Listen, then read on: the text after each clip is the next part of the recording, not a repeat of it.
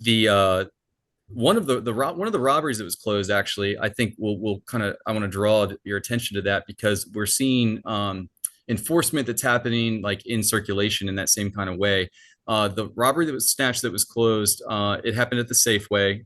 Some gentleman had cash in his hand after a transaction, and then a gentleman comes up, grabs it, and runs, right? Officers were in the area, immediately apprehended him. He's placed under arrest. That name stuck out to me when I saw his name because I was doing a use of force investigation from a week prior where he had a bench warrant to stay away, or sorry, he had a bench warrant from the courts where he had failed to appear, rather.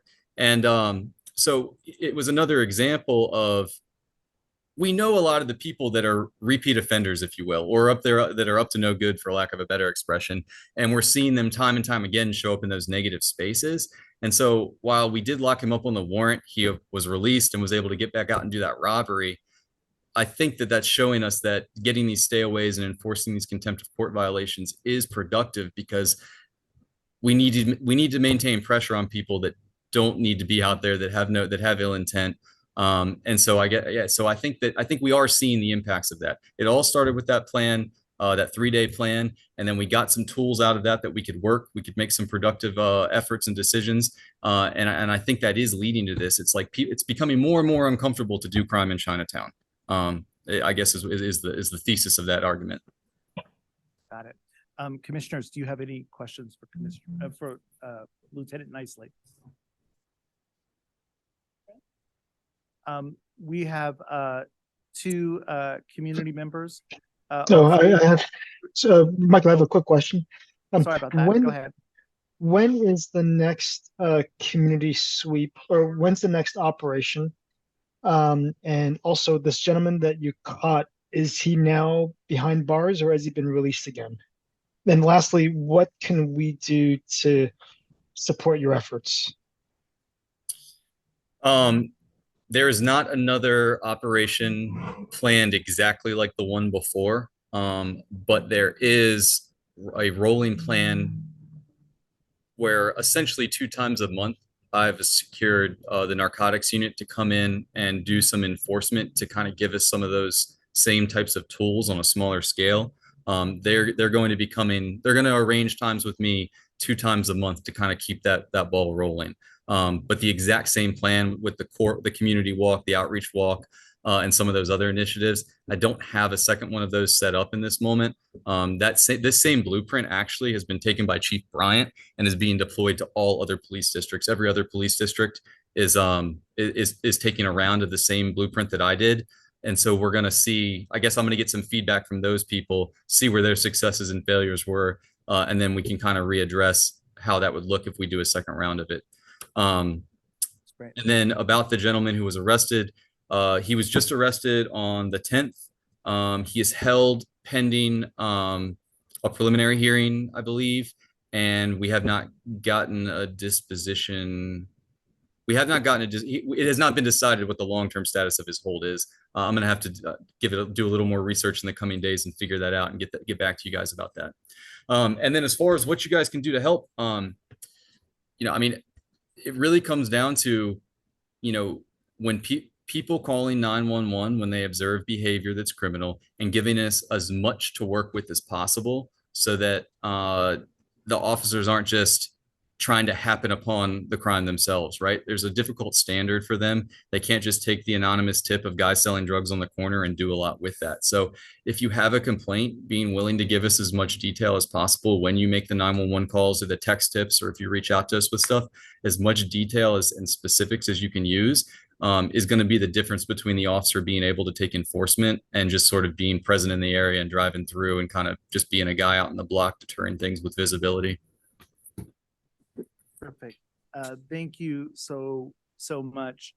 I have three brief questions for you. We'll start with David Tier. That's right.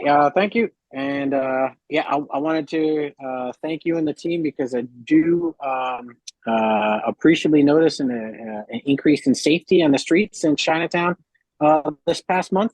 Particularly, a lot less open air public marijuana smoking, down a lot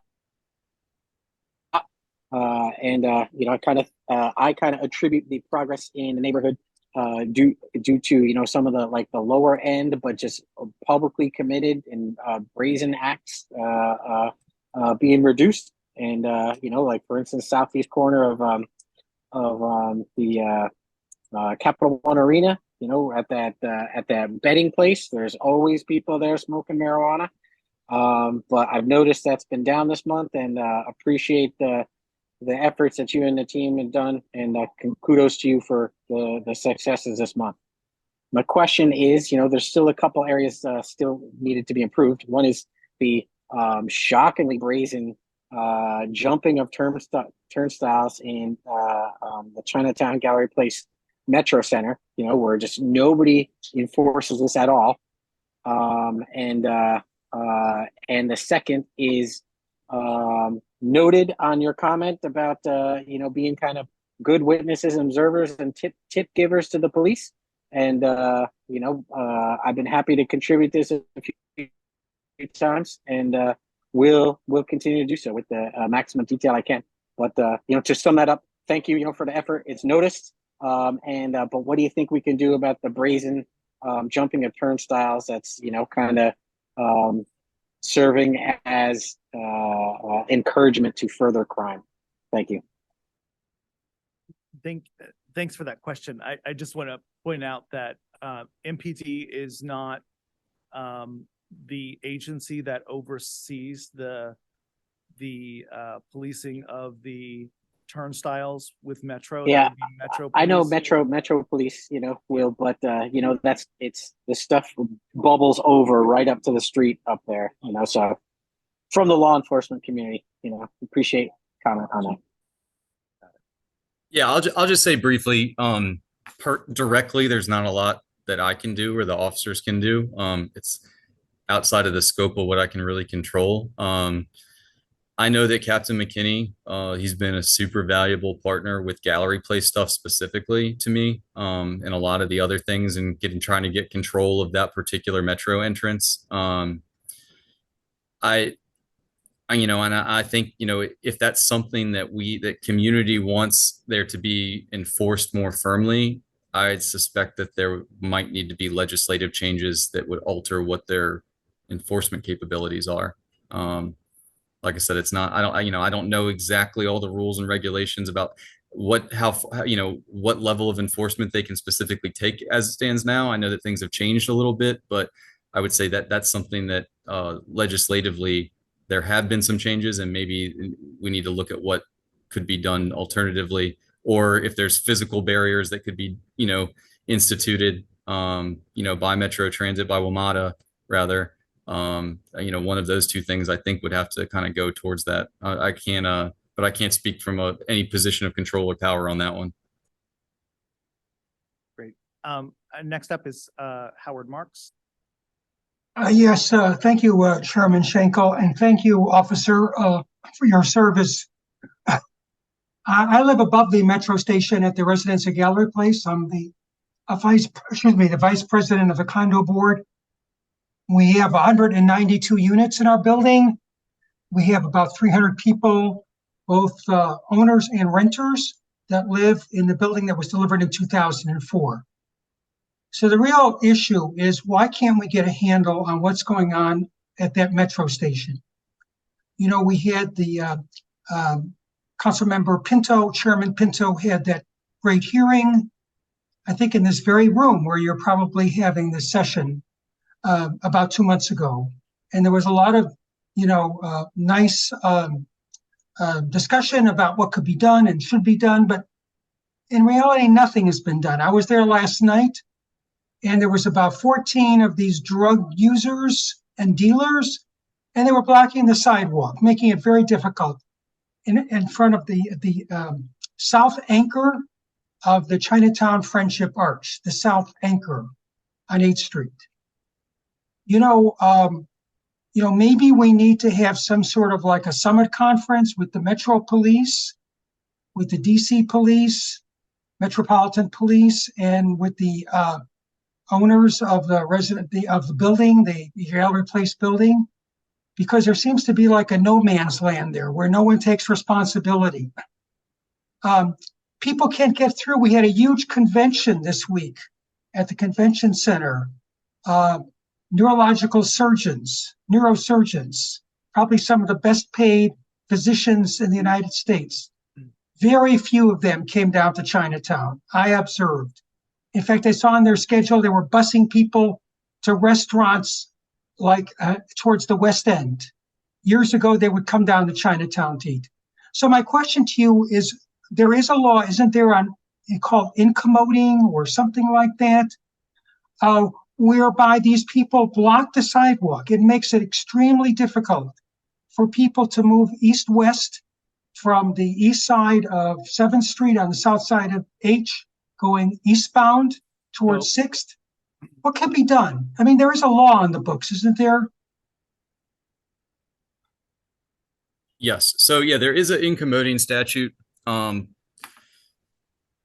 blocking passage, it's sometimes called. It does exist. It is a disorderly that carries, it could be a custodial arrest.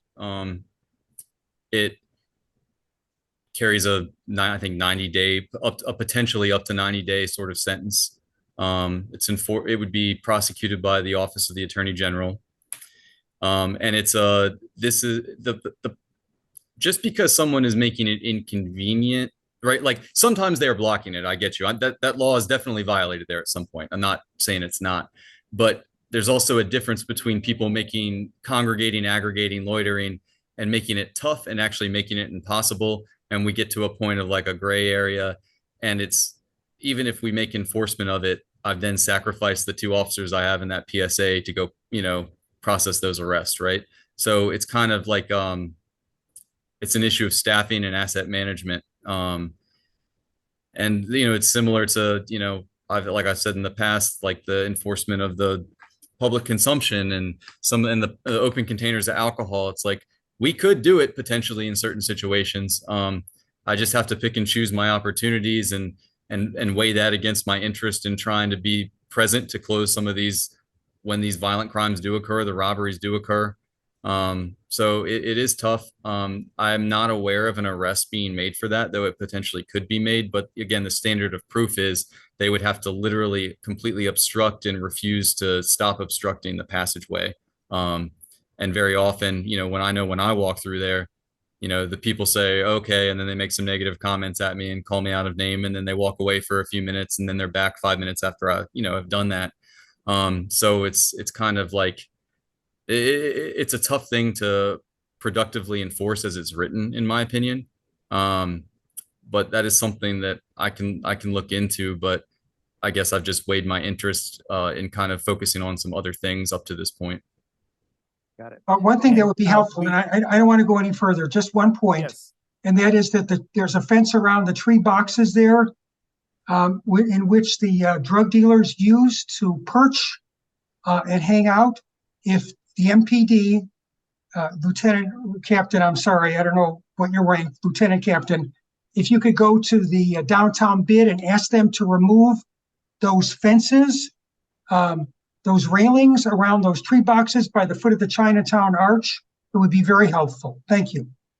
Yes, I hear you on that. We worked very hard with the bid to get those. There were originally large planters there that were facilitating some of the drug trafficking. They got those removed. I think that was a significant improvement. But I do hear you, and it is not lost to me that the railings are still there, though. Yes. Yes. And we have one comment in the room. For those of you who are attending in person, thank you again for being here.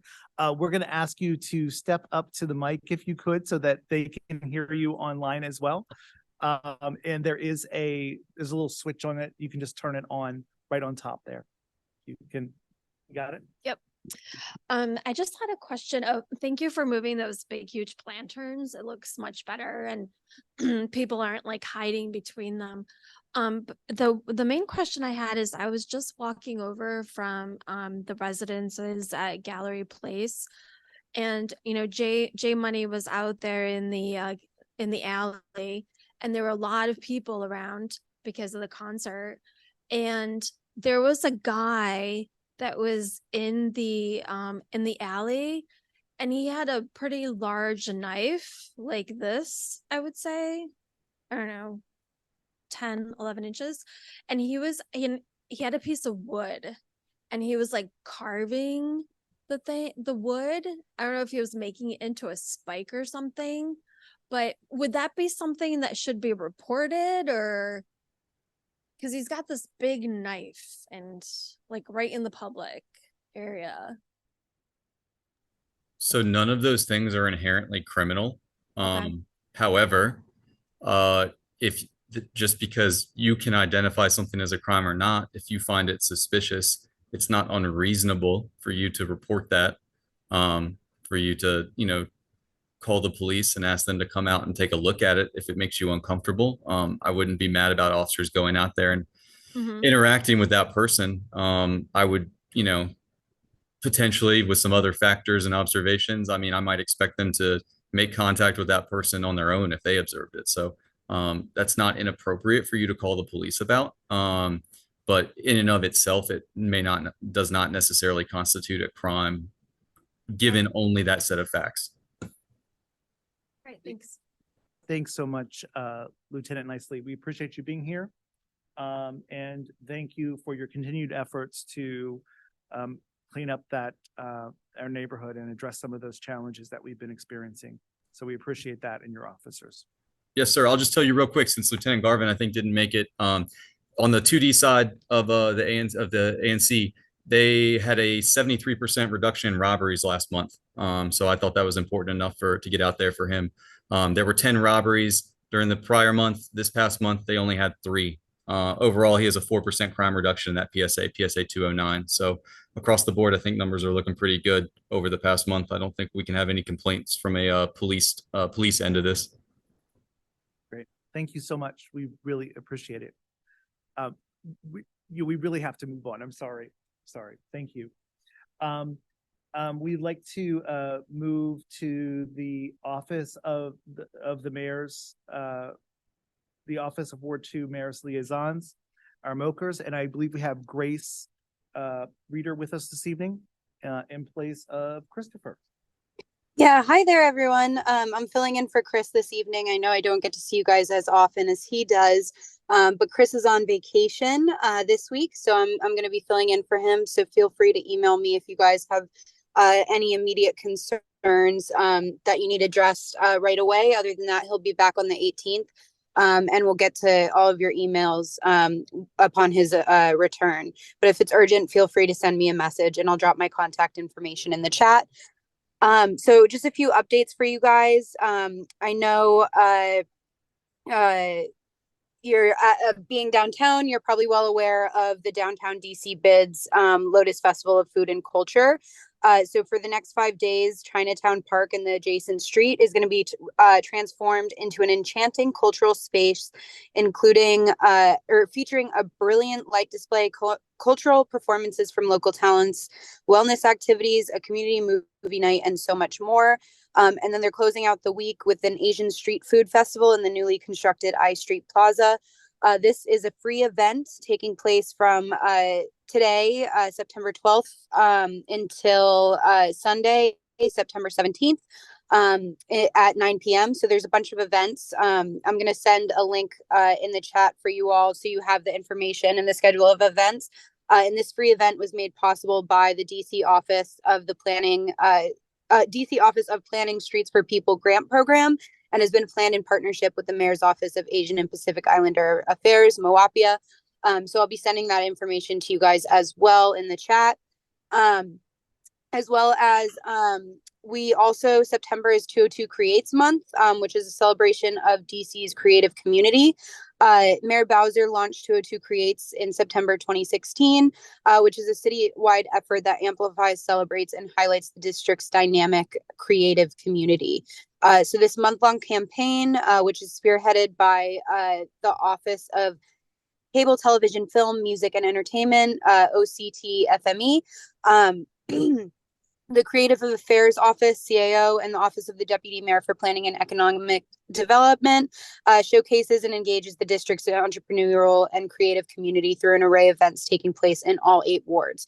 So there's a ton of events taking place, like, for example, the 8th Street Festival this weekend, the Mayor's Maternal and Infant Health Summit on September 19th, DC Fashion Week, the Creators Summit, Dine All Night, Art All Night, and the Mayor's Arts Awards as well. So I'm going to be sending you guys this link in the chat so you have the information to all those events.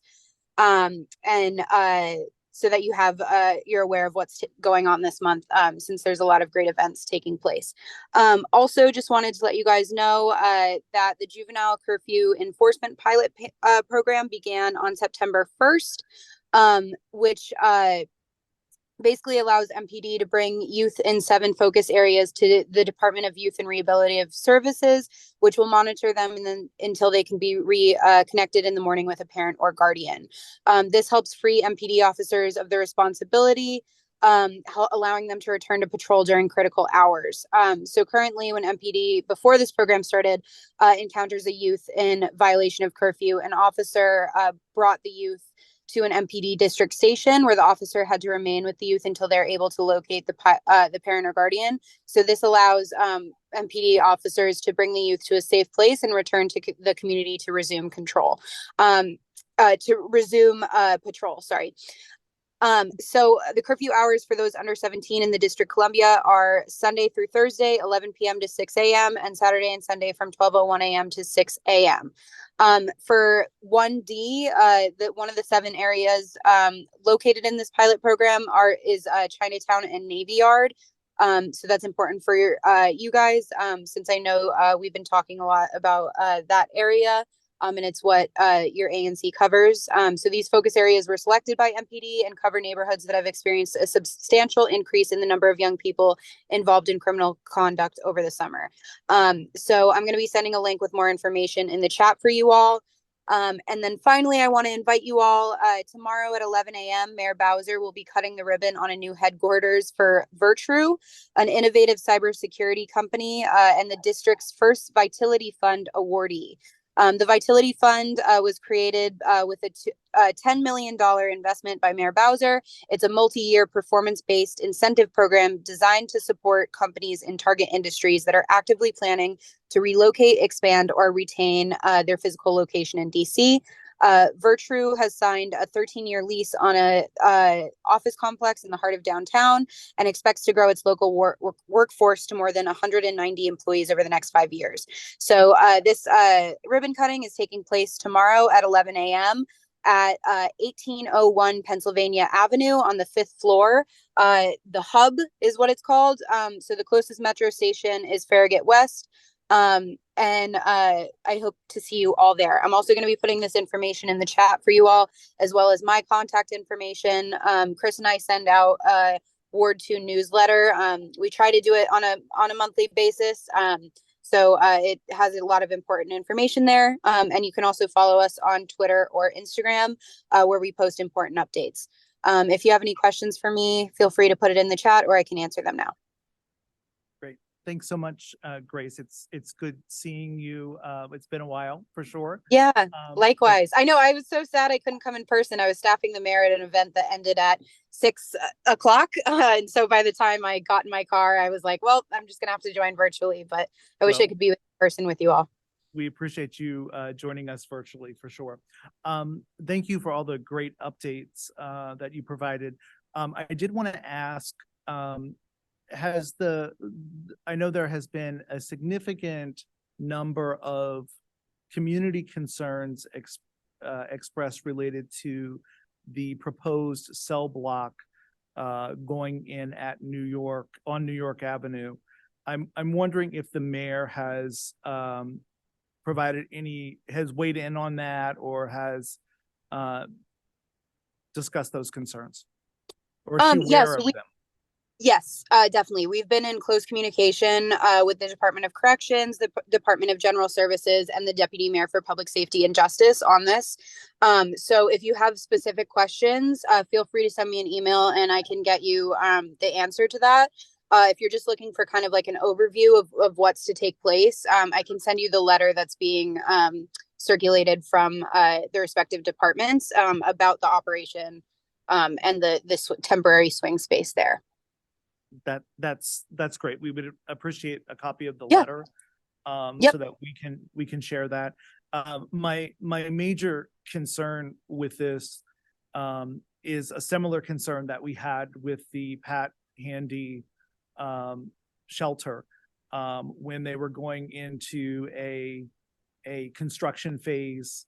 They were looking for, they didn't even start the permitting processes to even begin any of the work until months after the women were removed from that facility. I'm wondering, with the central cell block redo or rehab, have they pulled permits? Is that going to be a short term, or is it going to turn into something that is forecasted for 18 to 24 months that ends up being 4 years, 5 years? Great question. Would you mind putting this in an email to me just so I can forward it along to the proper agencies so they can get that answered for you? I believe they have a timeline in the letter, but I'd have to double check when I have my computer in front of me to see if that's contained, but it's definitely something that's being thought about. And thank you for bringing that up, but I'll definitely make sure to get that question answered for you. Great. Thank you very much. Appreciate that. Yeah. We have one question online from Howard Marks. Yeah, thank you, Grace, for the very upbeat report. So the emergency crime legislation that Chairman Pinto enacted into law included a provision for surveillance cameras. I believe it was either free or low-cost surveillance cameras that were made available in high crime rate areas, but for residential buildings like ours, the Residence at Gallery Place. But I've yet to see any rules as to how to apply and how their program is going to be administered. And this is separate from the private security camera rebate program? Yes. I'll have to check with Council Member Pinto's office about that. I can put my email in the chat for you if you want to send me your specific questions, and then I can connect you with someone who can give you a timeline and application process. Great. Thank you so much. And I neglected to ask our commissioners if you had any questions for the mayor's office first. Apologies. Any questions? Okay. Awesome. Any questions in the room? Awesome. Thanks so much, Grace. We appreciate you being here. And I'll send those questions to you. Really quickly, I have a question for you, Commissioner. I see that it might just be because I'm on my phone, but when I go to put it in the chat, it just sends to you directly. So is there a way for me to send it to everyone, or should I just send it to you and you send it to me and we'll distribute it? Perfect. Awesome. Thank you so much. You're quite welcome. Thank you very much. Thanks, everyone. Have a good night. Bye-bye. We will now move on to Councilmember Pinto's office. Is someone from Councilmember Pinto's office? Pablo. Hi, I am Akima Benjamin. Hi, how are you? I'm good, and you? Good. I'm sorry, I missed your name. Akima Benjamin. Hi, it's a pleasure meeting you. You too. So Pablo won't be serving as the liaison for 2C anymore. It'll be me from now on. All right. Welcome. It was a quick switch. Yeah. Okay, are you ready? Okay, I'm going to share my screen if you don't mind. Just give me 1 second.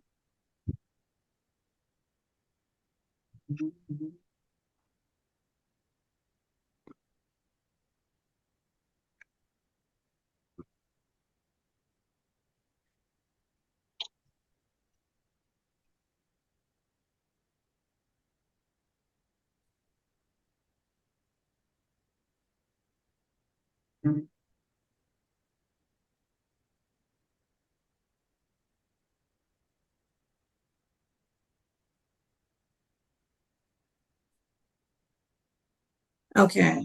I'm not used to this, so I guess I'm sharing it correctly. So, good evening and good to see you all. If anyone doesn't know me yet, I'm Akima Benjamin, Constituent Services and Committee Manager for Councilmember Pinto's office. Can you all hear me? Yes, we can hear you fine. Okay, perfect. So I'm going to share some updates with you.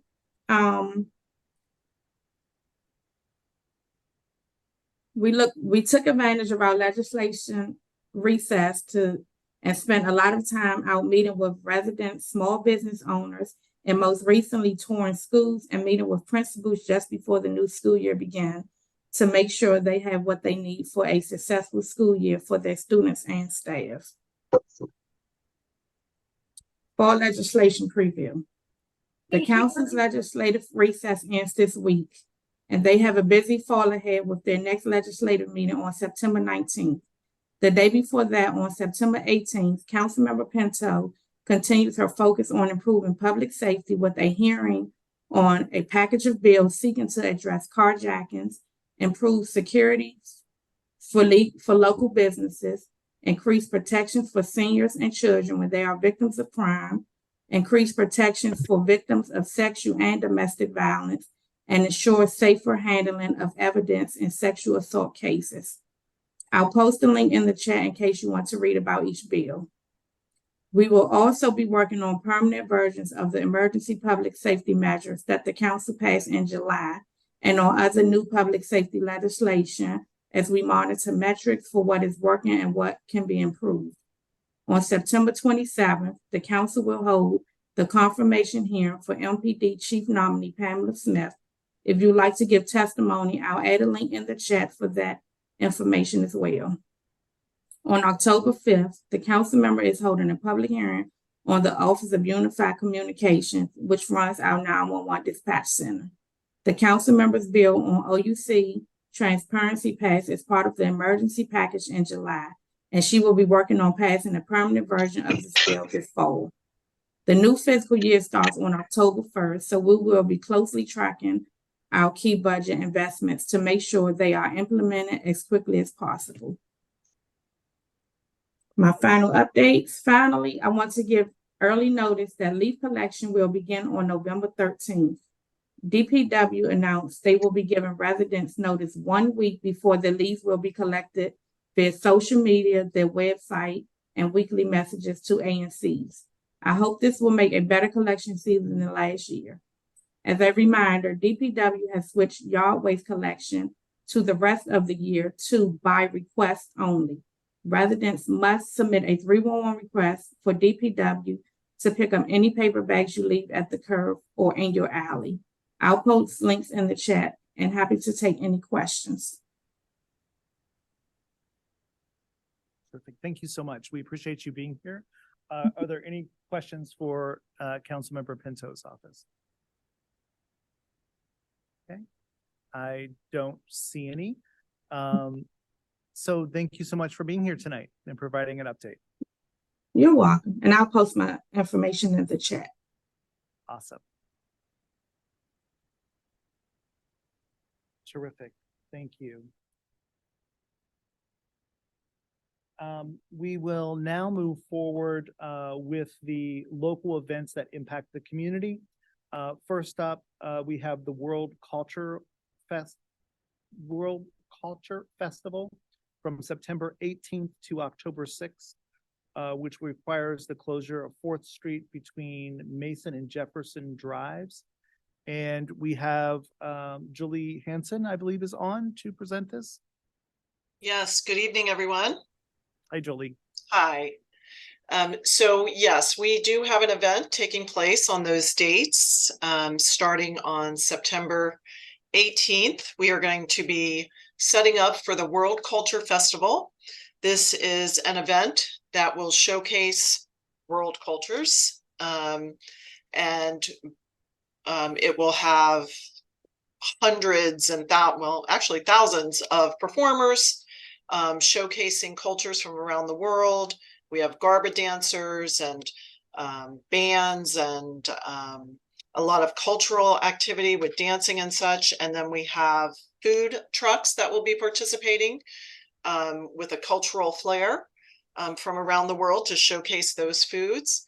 And the event itself will take place on September 29th, September 30th, and October 1st. That's a Friday, Saturday, and Sunday on the National Mall from 4th to 14th. The event is free. You just need to register online at World Culture Festival.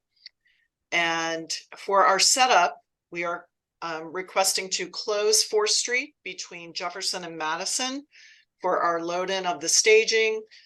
Some of that will go onto 4th Street. I believe you have the documentation I sent previously, so you see what is being set up on 4th Street.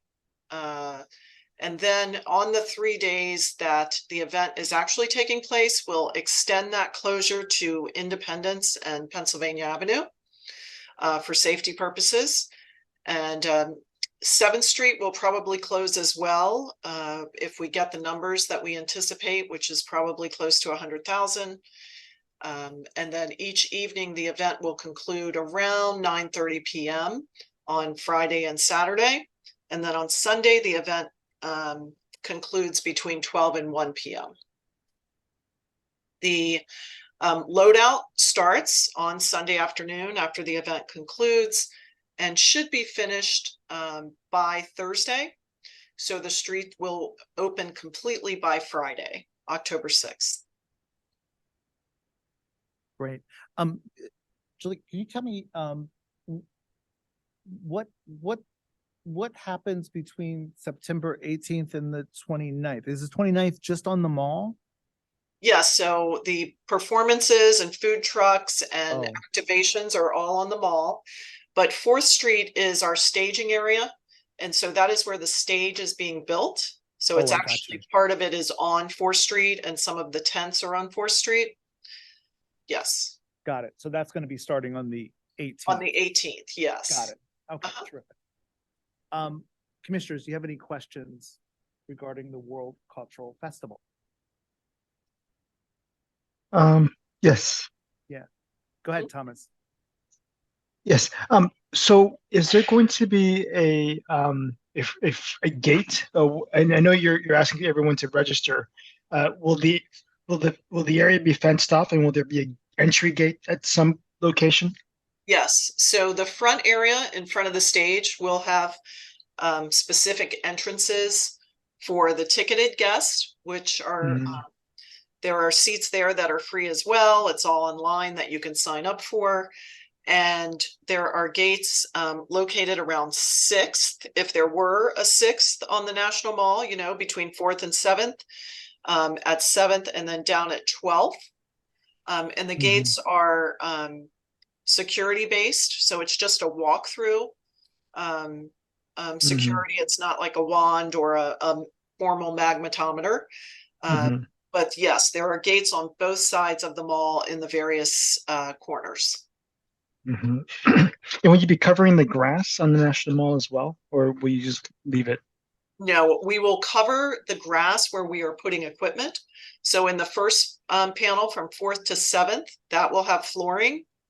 And then the rest will be open because we're not putting any equipment on the grass as we go west.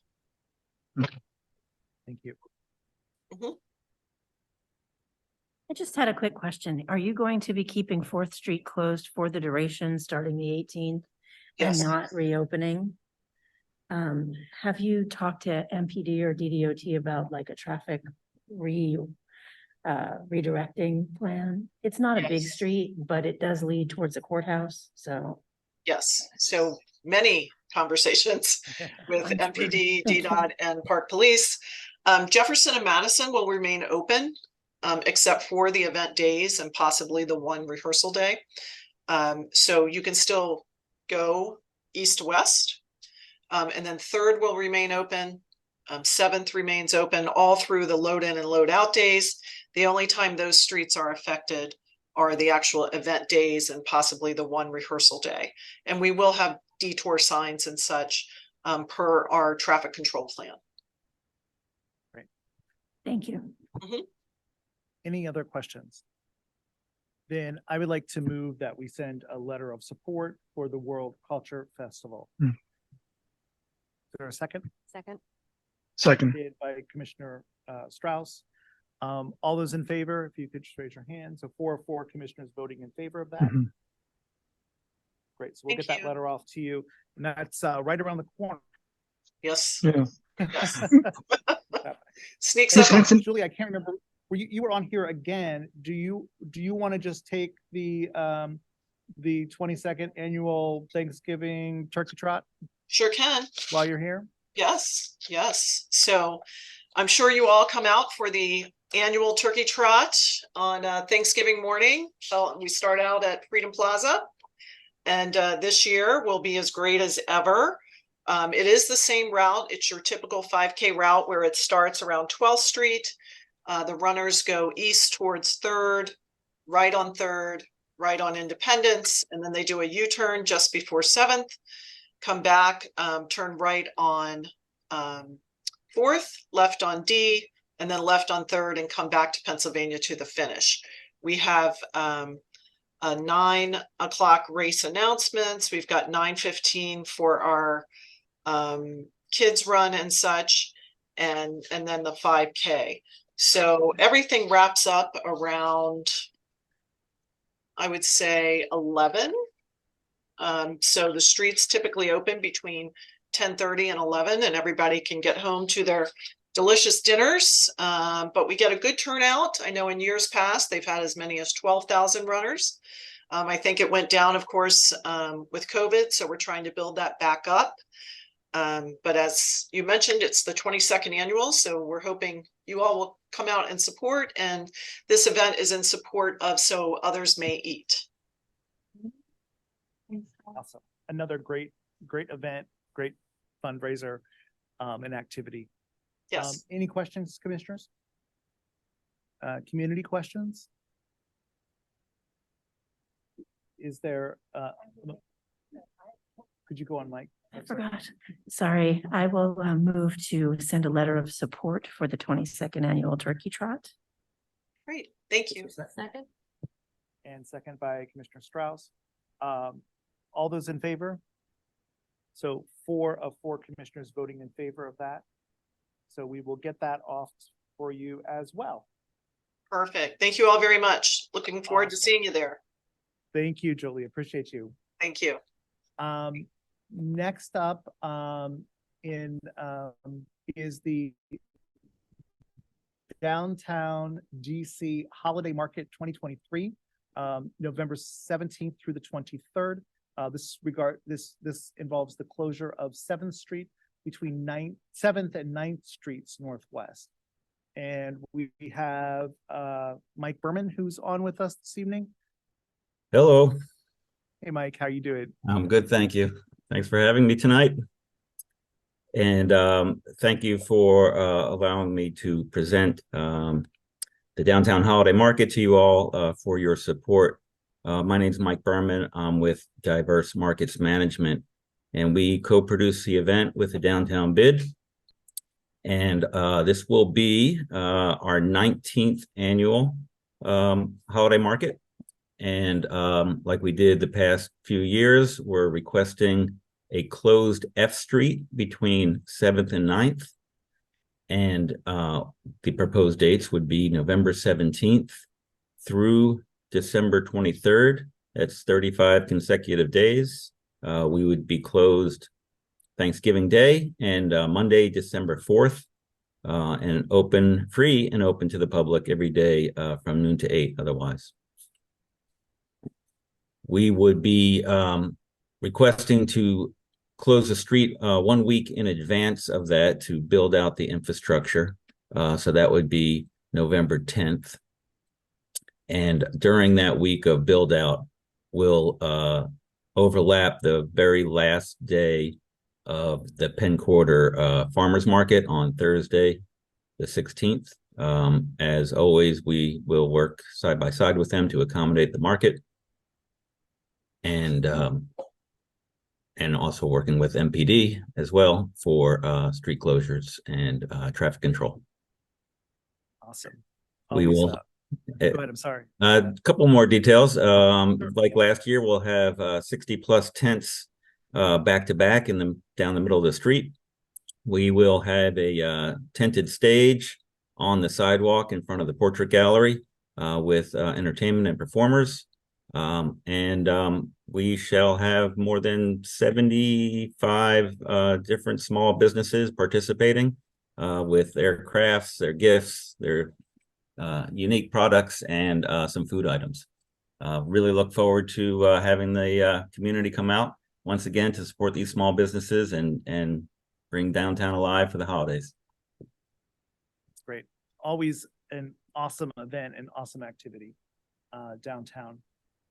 Commissioners, any questions? Any questions from community members? I would go ahead, Thomas. You want to do it? Is there anything new happening this year? Number one, and number two, how has turnout been the past couple of years? And what can, I guess, the community do to help you help promote this holiday market? Thanks. Actually, our foot traffic numbers have really been incredible. Even during the pandemic when we first moved to the street, but last year we saw great numbers. And you know, I know downtown is a little different, but between the activity at Capital One Arena and all the dining establishments and the publicity we raise for the event, we usually have pretty strong crowds. We're not making any significant changes this year over last. Last year, we added some really exceptional decor and dressed it up a lot. We have some new vendors and some great returning participants as well. Yeah, we appreciate your support every day of the week. Weekends are not a problem. Weekday afternoons, it gets a little light, but that's okay. Folks really enjoy having the room to maneuver now that we're in the street, and appreciate being able to shop without too many lines. So it's okay that there's an ebb and flow. But thanks for your support. Awesome. I appreciate that, and I love it being in the street. I think it's an awesome addition to the program. I'd like to move that we send a letter of support for the Downtown DC Holiday Market 2023. I second that motion. Second by Commissioner Rowe. All those in favor? So 4 of 4 commissioners voting in favor. We'll get that letter of support off for you. Thank you so much. Appreciate it. Awesome. I just can't believe we're talking about holiday already, though. And next up is my other favorite activity of the year, and that's the Chinese Lunar New Year Parade 2024, which will happen on Sunday, February 11th. And we have with us Rita Lee and Dr. Wang for a presentation tonight. Yes, if you could go to the mic so people can hear, that would be awesome. Oh, you printed it. Oh my gosh, I forgot about printed materials. Yes, exactly. And you may need to turn it on. You can just leave it on top. Is on? Oh. Thank you. Yes. Okay. Good evening, everyone. My name is Rita Lee. I'm representing the CCBA, Chinese Consolidated Benevolent Association. With me is our parade committee chair. I'm the vice chair, is Dr. Hongyun Wang. And as everybody knows, this year is the Lunar New Year 4,721 years. Actually, to us, it's a 2023, but to us, Chinese old calendar is the 4,721 years. Okay, next year is the year of the dragon. I truly believe that 12 years ago, each zodiac is 12 years. So the 12 years ago, we brought a 40 to 50,000 audience or the tourists come to the Chinatown. I thought to bring a lot of business and also for the local business, also for our city. And we are very excited. Like I think Michael knows, this is it's a 48 years we've been done this. It's not the first time. And our event is only one day. So it's going to be the February 11, 2024 Sunday. And this is going to be from 2 o'clock because we're starting assembly. It's like 11 o'clock. Then we start in the parades too. So you can see the route, like as usual. We're starting from the 6th Street and I Street, which means we're assembling on I Street in front of Chinatown Park.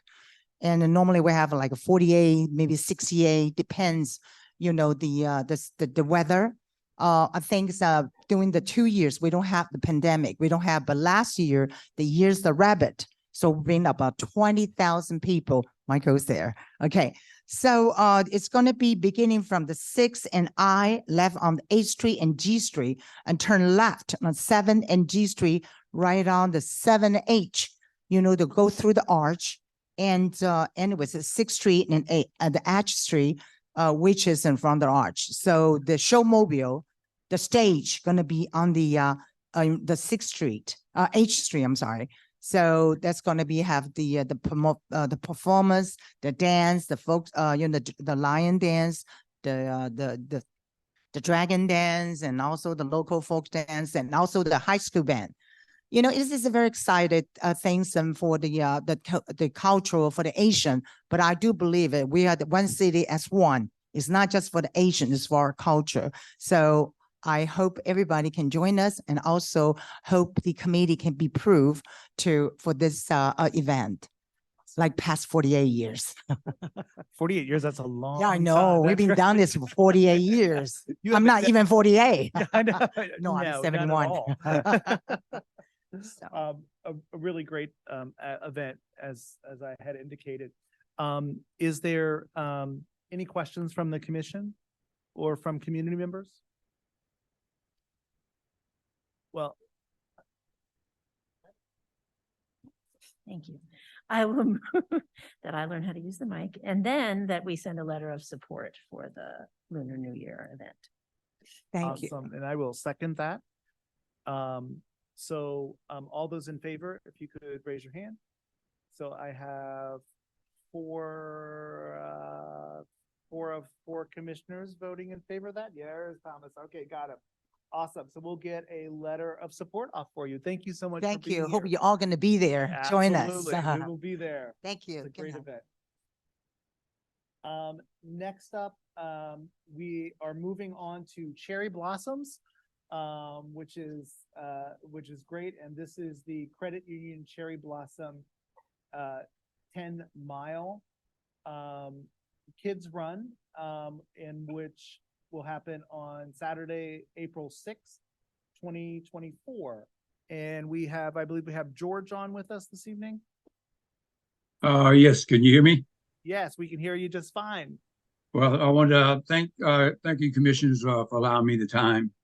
The Credit Union Cherry Blossom is a participating event, part of the National Cherry Blossom Festival, and it serves as a fundraiser for the Children's Miracle Network, which is represented locally by the Children's Hospital. And since 2002, $9.5 million has been raised through the event. The Cherry Blossom, the 10-mile itself, that has been around for 50 years. Next year will make our 51st. The event is going to be around the National Building Museum, between 4th and 5th Street, and then F and H. And we're expecting to have 500 participants, ranges from ages 4 through 10. And we break them out by age groups, and they run a very short distance, like I say, right around the actual building museum itself. The entire event is going to take place between 7 a.m. and 2 p.m. when the streets are open back up. We're going to have 170 volunteers supporting the event. The medical services is going to be provided by GW Medical Faculty Associates, and in conjunction with DC Fire and EMS. Actually, I'm out there every year taking photographs. And since we've been doing this, we have the support from the National Building Museum, and the kids love it. I love it. Matter of fact, I take pictures of all of them. So I know there are at least 500. I have to look at all of them. And so, like I say, pending any questions. That's a short version of it. Great. Thank you very much. And you have been doing this for a while too, ever since I've been on the ANC and before that, I'm sure. Don't say 50 years. 50 years. Yeah, 50 years. Awesome. That is terrific. And another great worthwhile event in our community. Questions from the commission or community members? Then I would move that we send a letter of support for the Credit Union Cherry Blossom 10-mile kids run. Second. Seconded by Commissioner Strauss. All those in favor? Aye. Four commissioners voting in favor of that. Awesome. Terrific. I understand. I have received word that maybe I'm being a little, I'm not projecting enough. So I'm going to move my mic over here to see if we can do that a little better. We'll move on to alcoholic beverage and cannabis licensing. First up, we have 7 RCC LLC, 7 Reasons license for a new retailer's Class C restaurant. It's Abra 125764 at 931 H Street. Do we have anybody representing the establishment on this evening? Hello, Commissioner Schenkel. This is Cameron Mixon with the Veritas Law Firm, counsel to 7 Reasons. Awesome. Thank you, Cameron, for being here. Another pretty straightforward concept. 7 Reasons is a restaurant that has existed on 14th Street for some time. Has been recognized in a number of leading travel and food magazines. It is by a pair of award-winning chef and policy consultant and economist. The application will be for a new 7 Reasons location in City Center with indoor seating capacity of 219, summer garden with 40 seats, sidewalk cafe with 30 seats. They intend to have an entertainment endorsement to provide live music alongside dinner on certain nights, and they intend to serve beer, wine, and spirits. Perfect. And is this is right in City Center? Yes. Got H Street. Got it. Terrific. Yes. You just informed of its location. I am happy something's going in there. That is fantastic. I haven't had the luxury yet to try their menu, but from what I've seen, it looks delicious. Pan Latin food with an emphasis on the various cultures of South America. Absolutely. I was eyeing that menu up when we got this notice. So yay. Terrific. Any questions from the commission? What was the site? Which restaurant was there previously? DBGB was there before. Okay, got it. And is there a motion on the floor? I would move that we send a letter of support for 7 Reasons at 931 H Street. Second. Okay, that has a motion by Commissioner Rowe, a second by Commissioner Strauss. All those in favor? So 4 of 4 commissioners voting in favor of that. Oh yeah. And why don't I tried to group these together, but apparently I have failed in my efforts in doing that. Cameron, are you doing the DT Paracump? Yes, Dos Toros. I'll see you guys back in a minute for that one as well. Okay, well, you want to go ahead and take that one while you're here? And this is Dos Trios Taqueria. Yes, so the new retailer's Class C license. It's Abra 12173, 707th Street. Dos Toros is and I may have somebody from Dos Toros on the line right now. Not sure if I'm on. Good yes, evening, everybody. Hi there. And what's your name? Dennis Lee. I'm the applicant. Dennis Lee. Or an Gotcha. owner rep. We're a fast casual taqueria, much like District Taco, Surfside Taco, a little bit on the lower end, Chipotle. We're looking for a liquor license to offer beer and a canned margarita product. You know, we're not a bar, we're not a full service restaurant. Should be a pretty low key operation on the corner there by Capital One Arena. Gotcha. So this is going into the former Eagle. Well, I guess it's beside the Eagle Bank location. The former Eagle Bank. Eagle Bank. I believe. Okay, yes, it was the Eagle Bank location. Right. Yes, in between the two, in between the two doors of the Chick-fil-A. Correct. Where this will be will going toward. And I guess I guess when this came back, I guess we approved the signage on this previously, or the sidewalk cafe?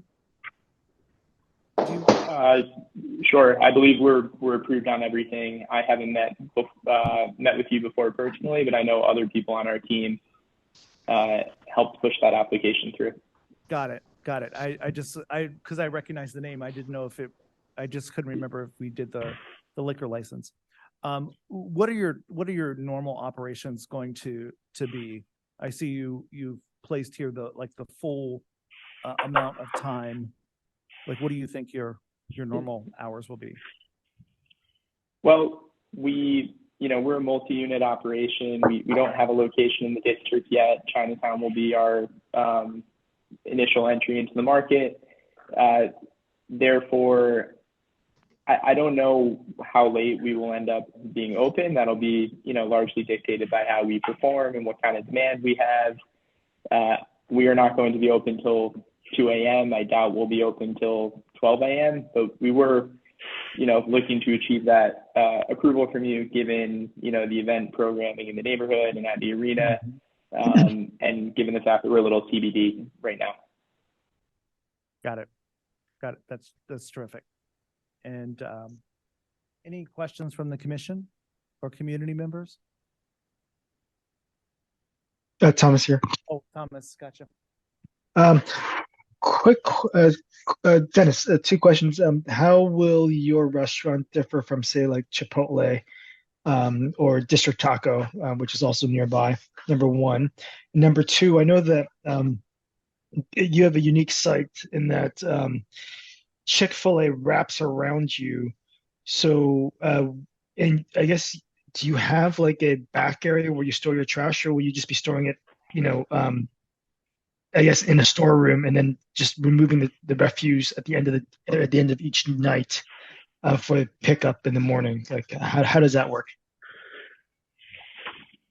Well, we actually own and operate the Chopped Salad on that block too, with common ownership from the Jamal Group, if you're familiar with them. I'm fairly confident that they have a back alleyway running behind the entire block with a garbage compactor, and that'll be how we handle trash at the location. And then with regard to how we're differentiated compared to a Chipotle or District Taco, we were founded, the two co-founders of the brand grew up in Northern California. We make a mission style burrito. We melt the cheese on the tortilla. We feel like we're very authentic to that type of cuisine. We feel that we're, a better quality product, that we're more elevated. If you've had the opportunity to walk by with the door open, with our crew in there trying to get everything wrapped up, the interior should be, much more elevated compared to kind of the typical fast casual in the Chipotle. I know we're putting plenty of money into that corner, trying to, really beautify the neighborhood there. Mm-hmm. Mm-hmm. Good. Will you have outdoor seating at some point, do you think? We will. I believe you approved that application for the outdoor cafe. They installed their barrier around the sidewalk cafe just this week, I believe. We have a question on the floor here as well. If you could just state your name, I didn't ask you to do that last time. Oh, yeah. Being in person is so different. I know it doing is. this. It's a different experience. Virtual. Kasha Kazachik, I'm just wondering when you're anticipating to open? Well, we are trying to wrap everything up very quickly. I had been down there today, flew in for a quick trip to monitor how they were wrapping up. I believe we'll be calling for every final building inspection through the end of the month, around the 20th, and then unclear how long it will take to get full approval and the certificate of occupancy and then employee training. Hopefully we're open in the month of October. Gotcha. Cameron, would you be looking for a stipulated license as well? I'm not aware if that's the plan. I think timeline wise, based on when they intend to open, that may not be necessary, but this is a conversation we could have in the near future as we move a little forward. Yep. Gotcha. I like to move that we send a letter of support for those tourists. I second. Yes, thank you. A Second that motion. Right. Thomas has seconded. I'm sorry. And all those in favor? So 4 of 4 commissioners voting in favor of that. We will get that letter off to you for you as well. Thank you so much. Appreciate you and look Thank you very forward much. to eating at the restaurant when it opens. Thanks again, ANC. Thank you. Have a great night. Have a great night. Next up on our agenda, I believe is Iraklion LLC. This is for a new retailers Class C nightclub. It's Abra 116082 at 1412 I Street Northwest. Do we have someone from the applicant on this evening? Yes, I'm here, Lambros Majafas, managing member of Iraklion LLC. Terrific. Hi there. How are you doing? Very good. Awesome. Good evening, Commissioner. This is Richard Bianco. I'm counsel for the applicant, and we also have John Fiorito on. He is our operations head of operations, so he can deal with any substantive issues as they come up. Gotcha. Gotcha. Do you want to present the application or? Yeah, I'd be happy to. I could give some details, and if there's some follow-up questions, I could just kind of direct traffic to the appropriate person to deal with it. So this is a nightclub license. It's going to be 4 floors, so there's a ground level and 3 floors above. It does have outdoor space in the form of a roof deck, where the total occupancy is 1,200. 1,100 of that is indoors. 100 of that is outdoors. As I mentioned, it is a nightclub license. The license that we are moving to this location, it's not a new license, has a new dancing endorsement. As far as some of the big ticket items that we're likely to see in terms of follow-up questions on security, we already have in place an approved a security plan approved by the board. And we've thought through some of the other operational concerns as we are getting ready to go through the license process. We're unfortunately not near the point of opening, but we are glad to talk you guys through exactly where we are and how we're going to deal with some of the issues as we do our build out, such as noise mitigation, security I already mentioned, as well as parking and trash and things of that nature. Perfect. Thank you. Go ahead, Commissioner. Yes, is the entrance in the alley? It's not on the street? It is. It is. The entrance is in the alley, and it appears to be only a few feet from the nearest parking garage facing our front door on the alley.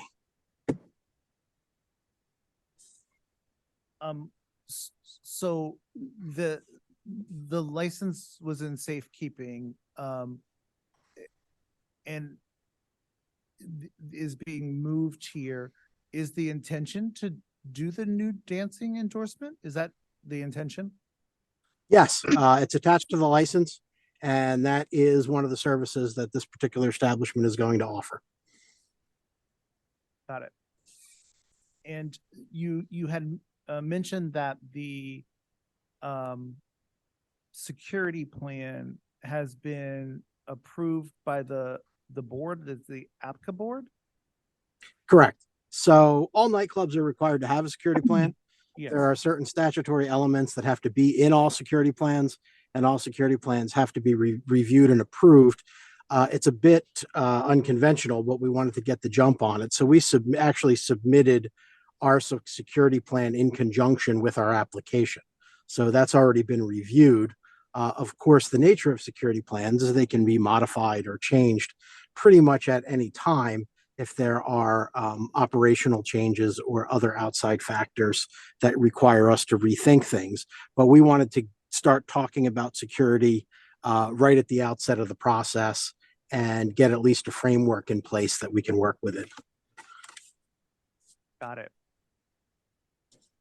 Commissioners, do you have other questions? I do.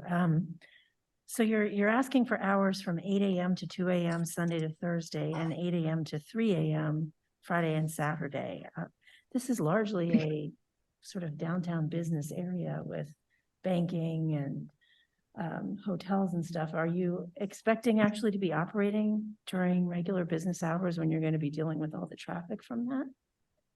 So, I mean, I think largely this is going to be this particular establishment is going to do most of its business after traditional business hours. But as I sit here and say traditional business hours, the question comes up in my mind of what does that even mean anymore? It's hard to tell, and it's a fluid concept. So I think we want it to cast as wide a net as possible in terms of operating hours because we have an idea, but don't 100% know what busy times or profitable times to operate are going to be. I can defer to John on this in terms of what the specific business plan is, but my understanding is typically an after quote unquote normal business hours. John, can you fill in some details on that? Sure, absolutely. With reference to the hours of the operations, it's not just going to be used for standard nightclub operation. You can do functions. There'll be banquets booked. There'll be fundraisers booked. There'll be all types of drives for the city that we're working on right now with different groups. And you have a lot of opportunity in the space to rent it out for any type of event because of the size of the space and the location in the alley. Does that help clarify for her? Can I ask, I know we have some other questions here. Sure. Your marketing research and why you think this kind of establishment makes sense there, and why you think it'll be profitable there. Well, I can tell you that in 1992, I built it when it was the Z nightclub and was involved with that project there. And the location is a great location because it's in an alley and it doesn't block sidewalks or areas that come in where pedestrians are walking. You can control line, you can control security there. It has a great parking garage next to it that doesn't block the streets. You can pull into the alley and valet cars for large events. And it was very profitable, and it was a well-run operation at that time. And there are limited spaces in Washington, D.C. that offer what this space offers. And we feel it's a very good location for this type of event. And what is there right now or had been there? And that it's a very large building, clearly. Prior was a architect office building. It's just an office building. Yeah. And it was used then prior to that. It was somewhat, I think it's changed hands twice. I'm not sure. But then prior it was a nightclub all through the late 90s, early 2000 era. I And believe have you, at some point it was a tech company as well Yeah, that tech was there company, maybe yeah. prior so to. it's really an old office space. So Yeah. have you been working with the downtown bid? I personally haven't been working with them. We have a consultant who is going to be handling the downtown bid and who's retired Metropolitan Police Commander of the Second District, who's unable to be with us this evening because of family surgery going on with his brother. But we will have him handle all of the DC correspondence, the downtown bid, and handling all the security and safety setup for the operation. Okay. And have you spoken to all of the other landowners in the in the vicinity within a block or two? We haven't. I mean, some are entitled to notification from the board. I will tell you that the location has been placarded and 0 have reached out to me, and I believe I'm listed as the point of contact on the placard. But if they're interested in speaking about it, then they should reach out. So, So let me ask you, if you know, I can tell you, having done many liquor license applications, it's not a question I get a lot. Have you reached out to the neighboring landowners to see if they're okay with it? So I'm always willing to talk about it. If they want to talk about it, we are here, we are accessible, and we're glad to discuss. I mean, what would you say? You know, I have never been to, I mean, for better or worse, a strip club. I mean, is that what you would call this? No. I mean, I would It's a call mega it, club. It's a mega club with nude dancers. Yeah, well, I mean, I would defer to the legal term and say nightclub with nude dancing endorsement. I think is probably the appropriate name for it. People colloquially call it a strip club, which is fine. But I don't know why it would be treated differently than another business moving into the neighborhood. Do you see why a lot of people living nearby or owning property nearby would not be happy with this? No, the activities that people may find objectionable take place inside, and people are certainly entitled to their opinions, and they're also free to not frequent the establishment. I mean, I get that people may have feelings about the business that my client is engaged in, but at the end of the day, this is a lawful use for this property, and you know, we're making ourselves available to have a dialogue about it. So I did have 2 questions. I know that this came up a while ago, a couple years ago, and there was concern that this was within 600 feet of a residential building. Correct. That is still the case. Has something changed? Yes, that's a great question, actually. Thank you very much for asking that. Yes, the legal landscape has changed, although the law hasn't. So the way that the particular statute sets up that governs where establishments that offer nude dancing can be moved is not worded terribly comfortably. It's not written in a way that's very concise. And the way that it was interpreted a few years back, when this operator first applied, is not what the legislature intended the particular section to say. And we can say that confidently now, because between the last application and now, we went to the board and sought an advisory opinion as to the appropriate, or not the appropriateness, the compliance of this location, read in conjunction with the 600-foot restriction. And according to the board, it is in compliance, because although it is within 600 feet of a residence, it is not within that requisite distance of another licensee with that particular endorsement. So really, it's a statutory interpretation clarification from the board that has changed, but the law itself has not changed. And then one additional question for you.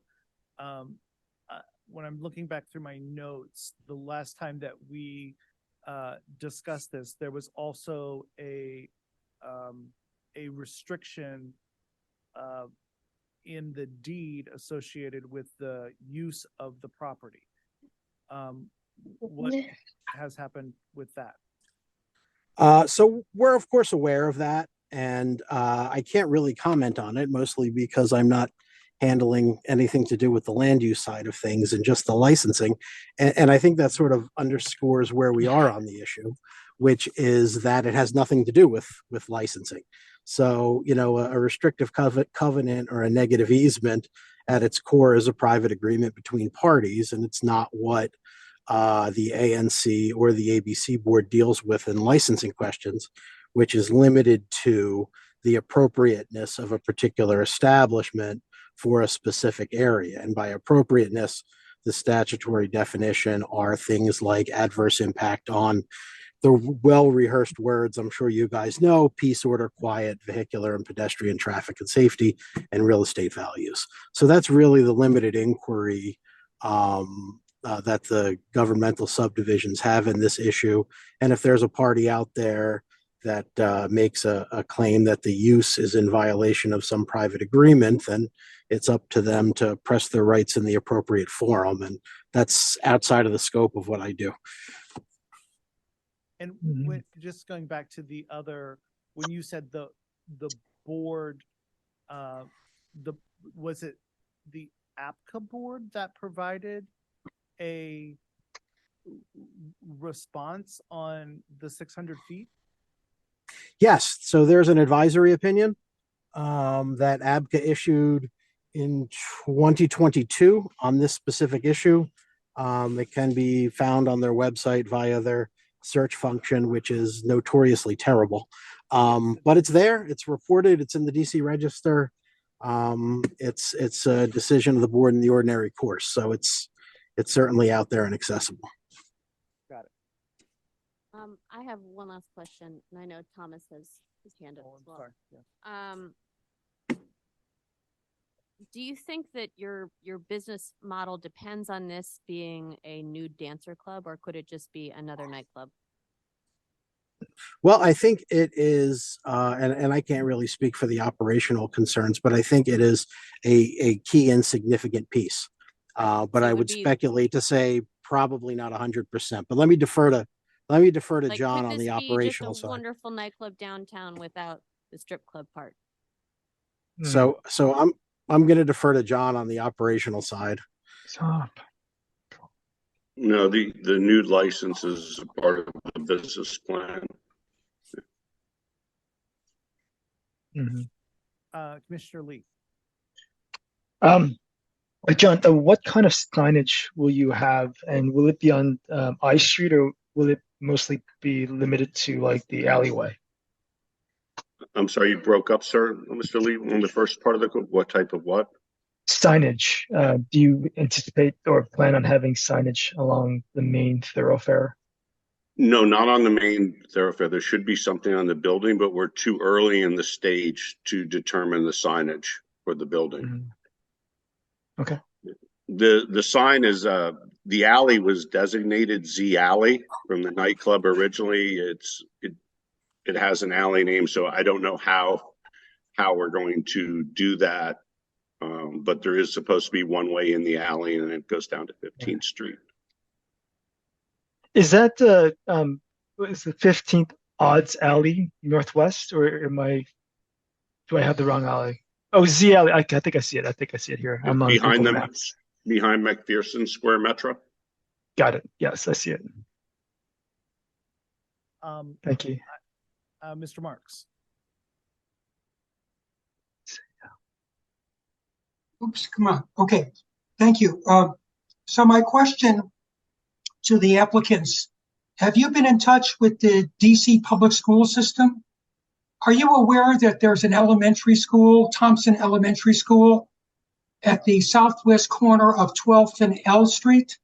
which is about a 7-minute walk from your proposed location. You think it might be advisable for you to run this past the DC public school system?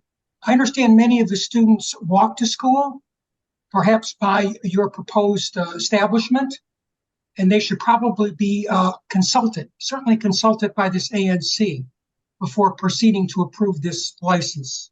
Thank you.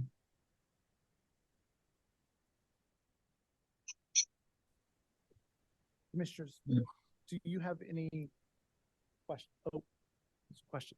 Oh, go ahead. Would you like to step to the mic, please?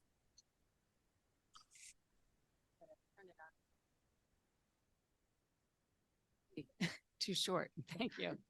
My name is Ashley Gerstenfeld Wilshire, and I actually represent a number of the buildings in the neighborhood, an office building of 200,000 square feet on this alley, as well as the residential building within 600, or one of the residential buildings. There's now a second one under construction that is not ours.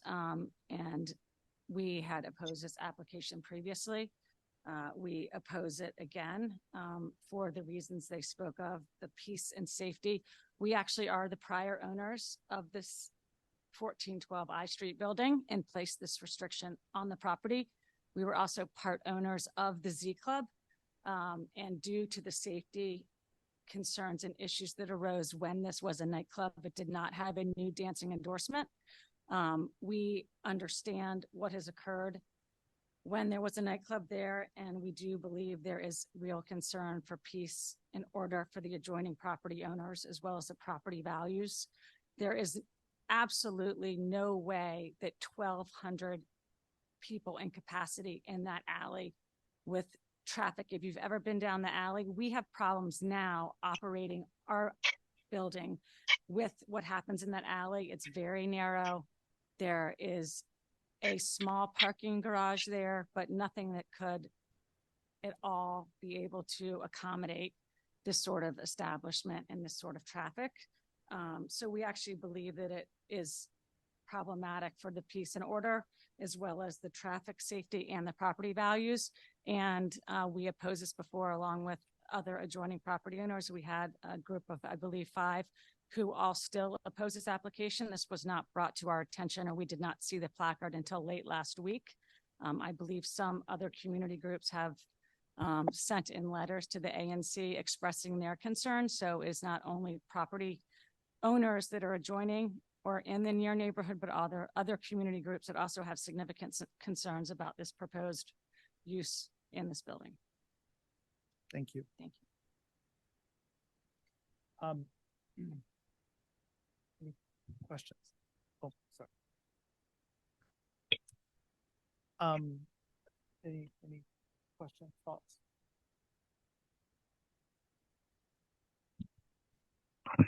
I too have some grave concerns about the alleyway being used for a nightclub that is going to house 1,200 people, or has the capacity to house that in this area. I have not seen the APCA ruling related to their interpretation of the advisory. I know that there are residences within 600 feet of this location that are going to be, that could potentially be impacted by this, or will be impacted by this. Therefore, I would like to move that we protest this license due to peace, order, and public safety.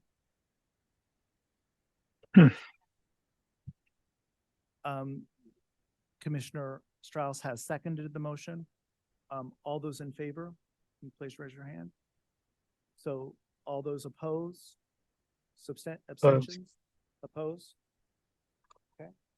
So we have 3 to 1 in opposition.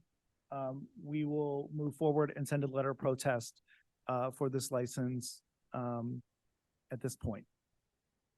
Thank you for presenting this, and we'll be in touch as we kind of talk through this process in some more detail. Thank you very much, Mr. Chair and Commissioners. I look forward to working with you guys as we move through this. Great. Thank you very much. Appreciate you. All right, bye. Next up, we have GRNASP of DC, LLC, trade name Street Pizza, a substantial change to the license. Do we have anybody representing the applicant? Hey, good evening, commissioners. This is Manal Mahmood with Malleus O'Brien and Sandground. Thank you so much for having us tonight. So there are three main changes. It's been about a year since our license was approved, but contiguous space became available. And so they expanded the premises. And so the first change is an increase in occupancy. And we're seeking to increase it to 150 seats and a total load of 272.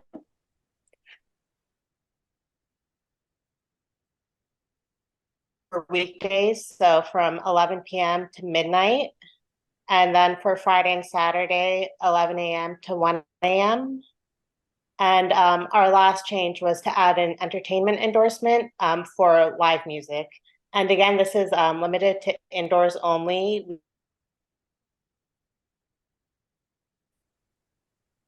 Oh, I think you froze. Are you still there? And we're indoors only. Oh yeah, you froze up there on us. Adding Oh, an no. adding an entertainment endorsement for indoor only. Was there something after that? No.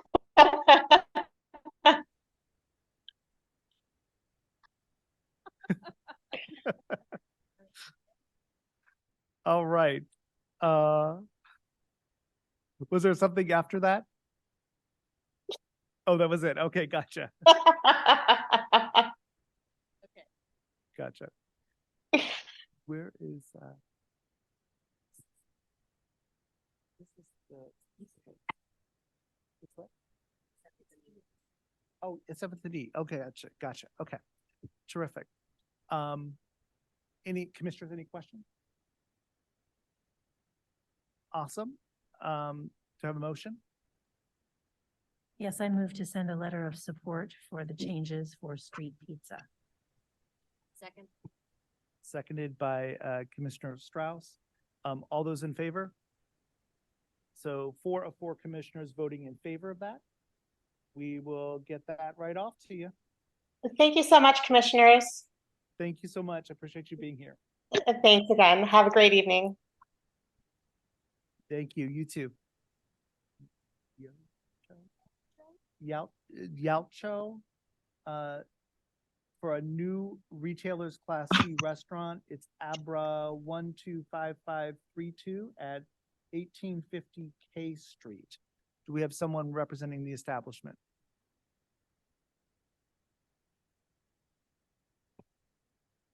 I have heard no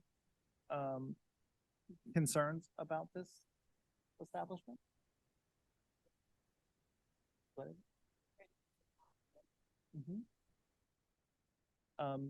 Any concerns? Since the applicant is not present and are there any community concerns? Since the applicant is not present, and there are no concerns, I move that the ANC just remain mute on this issue. Is there a second? Seconded. And all those in favor? So 4 of 4 commissioners voting in favor of that. We don't submit anything. Okay.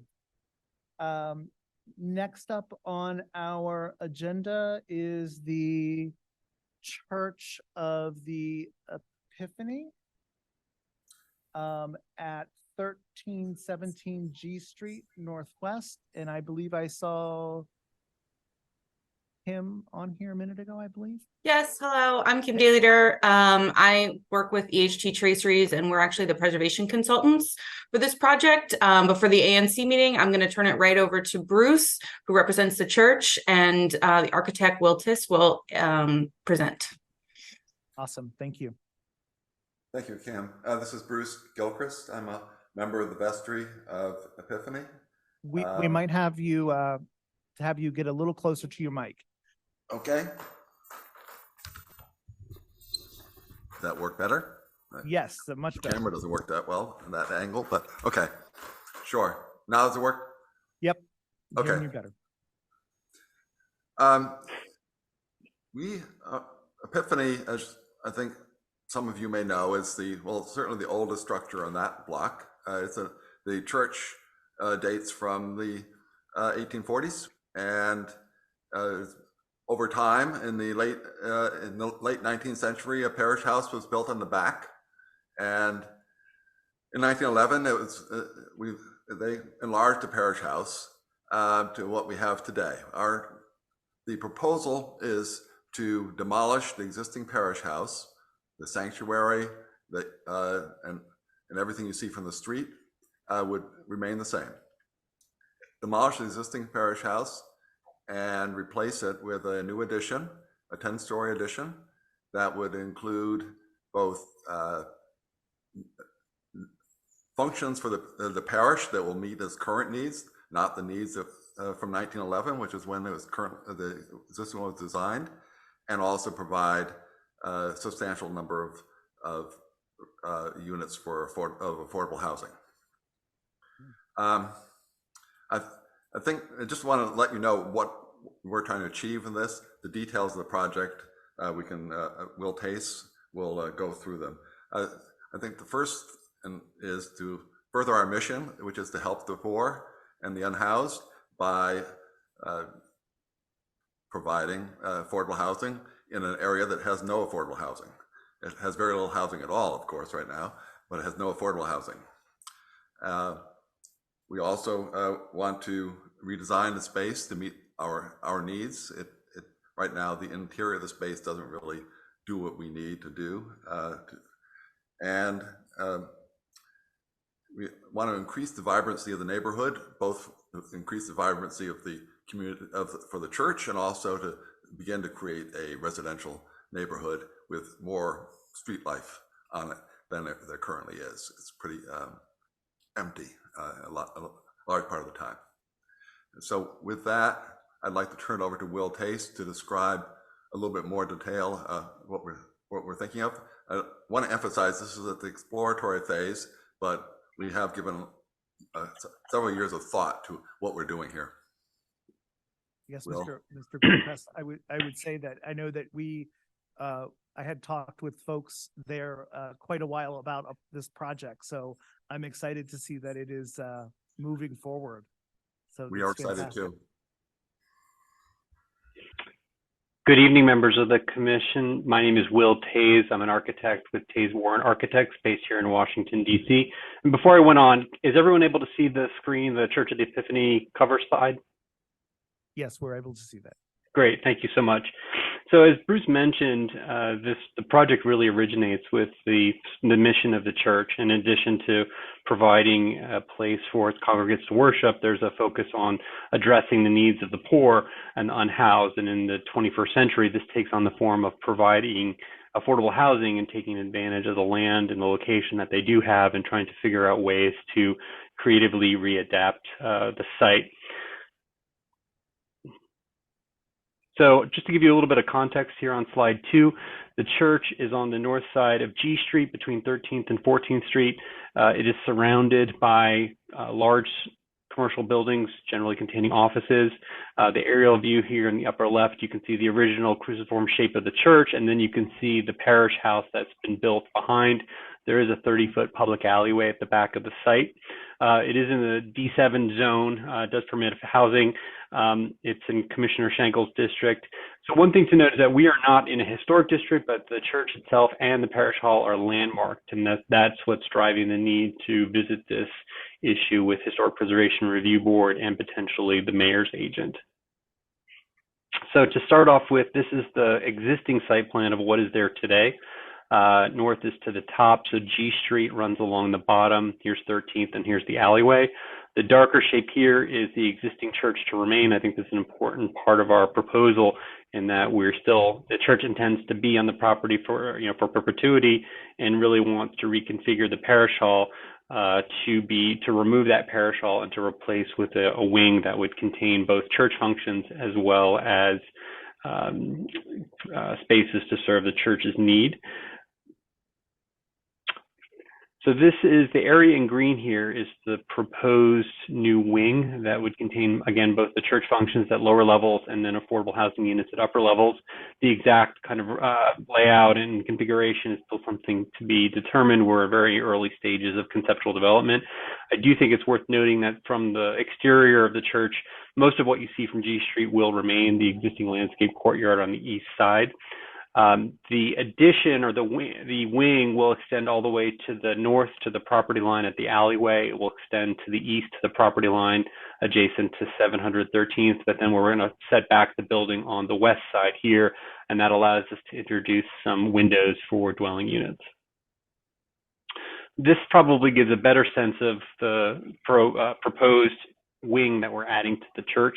Again, you can see the church here as it would exist today and in the future, and then removing that, and then the building here at 700 is ghosted out to give you a sense of what this structure looks like at the back. As Bruce mentioned, we intend to fully build to the 110-foot limit with 11 stories and a zoning penthouse on top. But we also want to respect the original geometry of the church and the cruciform shape. And so what's really defining the geometry of this new wing is responding to what is there previously. One thing I neglected to mention in the previous slide is there is some stained glass at the back of the church, and the court we're creating here allows natural light to still illuminate the stained glass as part of the sanctuary. So moving down to the street, this is the view from G Street looking north. Again, we've ghosted out 713th Street here, not because it's going to go away, but really to give you a sense of the building. Only a small portion of the building will really be visible from the street, but you can see its presence on the alley is quite significant. It is important to note, I think, that we are not providing any parking here, but we will be providing loading access, and the loading access will be off of the alleyway as it is today. Moving into a little bit more detail, one of the other elements that we wanted to touch on is that the day-to-day operations of the church will generally remain unchanged. The door to the sanctuary will stay. The door to the church offices will be reused, and the landscape courtyard that's between the building to the east and the church will remain. And that is how folks enter the church offices and some of the church tenant space today. The intent is for all of that space to remain. Moving to the west side, so now we're looking to the northeast, there is an existing curb cut. We intend to keep that curb cut. There's some surface parking lot with a few spaces that would remain. And then there's two sets of doors as you move back into the site. One would stay as part of the church use, and then the furthest most door would actually become the entry to the new residential building. And so thinking about ways to create a gate at the street at the back of the sidewalk here that then leads you into the site and ultimately into the residential portion of the building. So the church and the church offices would be accessed on the east side. The residential spaces would be accessed from the west side.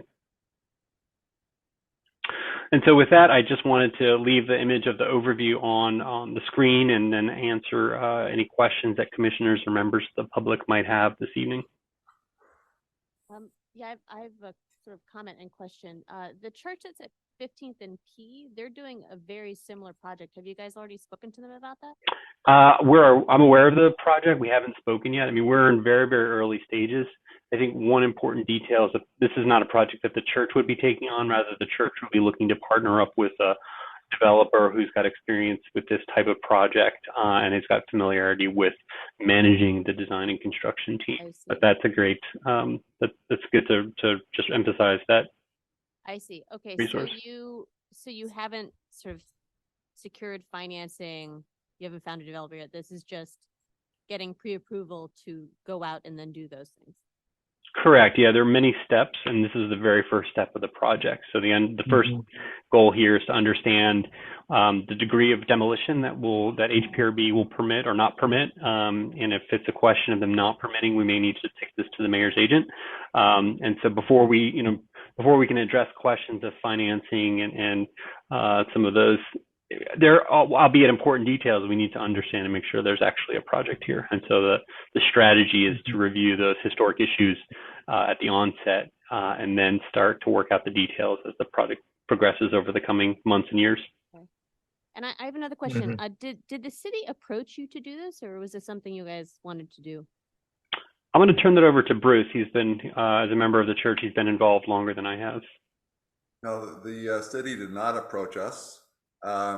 We were trying to decide what to do with the space. We have a real estate asset that's underutilized. It's not really fit for our current use. And we had a process of, during the pandemic, we did have various members of the community, the bid and others came and shared, brainstormed with us. And we had a design charrette with architects from Howard University. And out of that came the idea, what about this? And it matches so well with our mission that we immediately said, yeah, why didn't we think of that earlier? And so we have been pursuing that over the last 9 months or so after we've had that design charrette.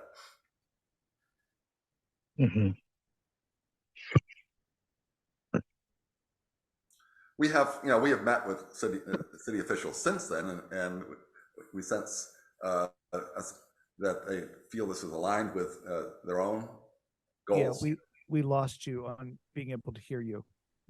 I said we have. Can you? Yep, we can hear you now. Okay, I guess it's very sensitive.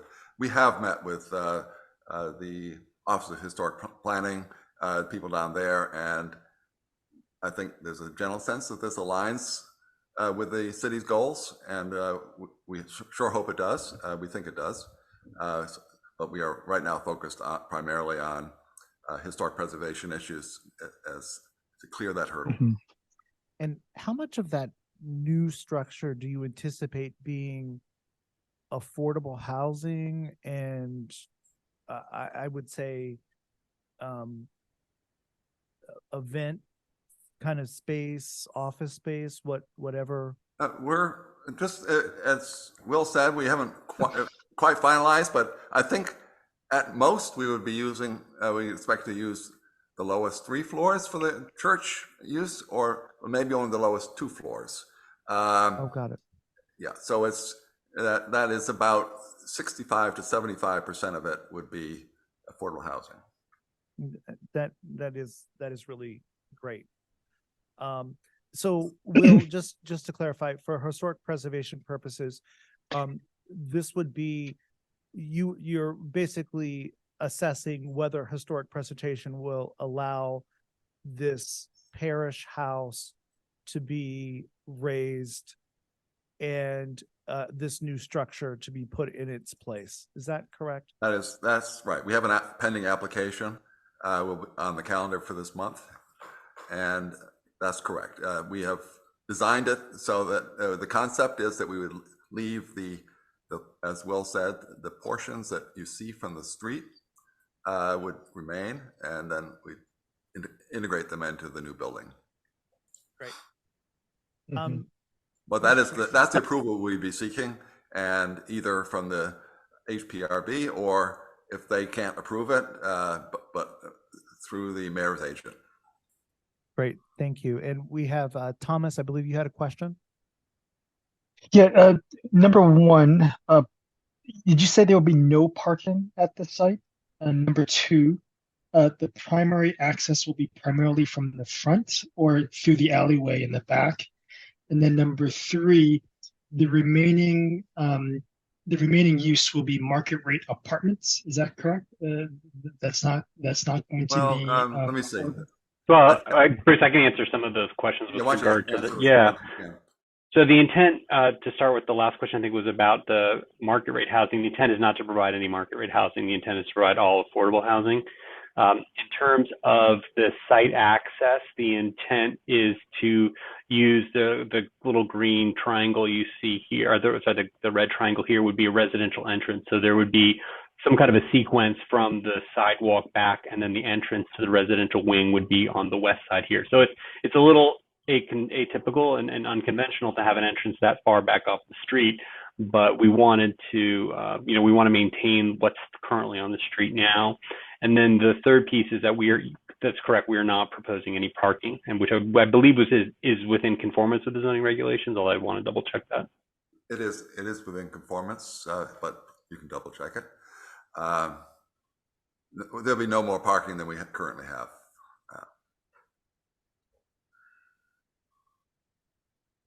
Thomas, did you have another question there? Parking. Maybe not. Other commissioners, do you have other questions? I was just thinking that it's commendable that you're doing so much affordable housing on this site. I'm just wondering whether,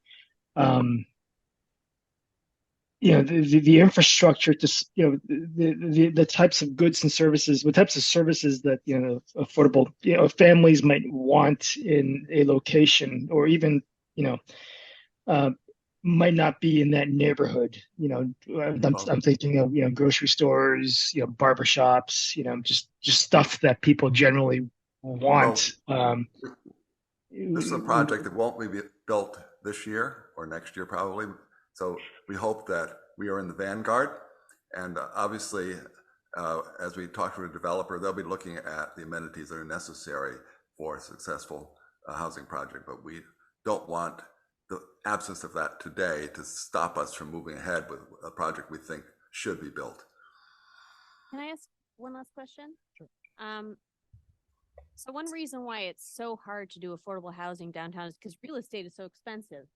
And without subsidy, it doesn't pencil out for any developer. That's why they don't do it. Mm-hmm. So I'm wondering how you would make this pencil out. Are you thinking of essentially low-income housing tax credits? We have penciled out. That's all we've done. We've penciled out using existing programs. Sure, but you guys own the real estate, so in some ways you control that value. So have you decided to sell it to a developer below market rate? No, we're gonna retain ownership. To be leasing. Oh, you're gonna retain ownership. This is going to be with the church forever. Yes, the developer will be putting the project up and starting it off, but the land stays, and we hope, and the land will stay with the church forever and the building on it.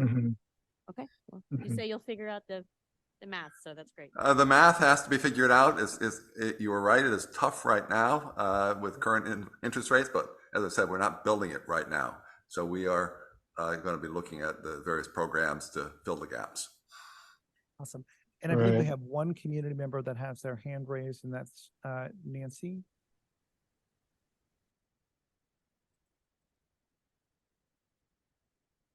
Nancy, if you're on, I don't hear you.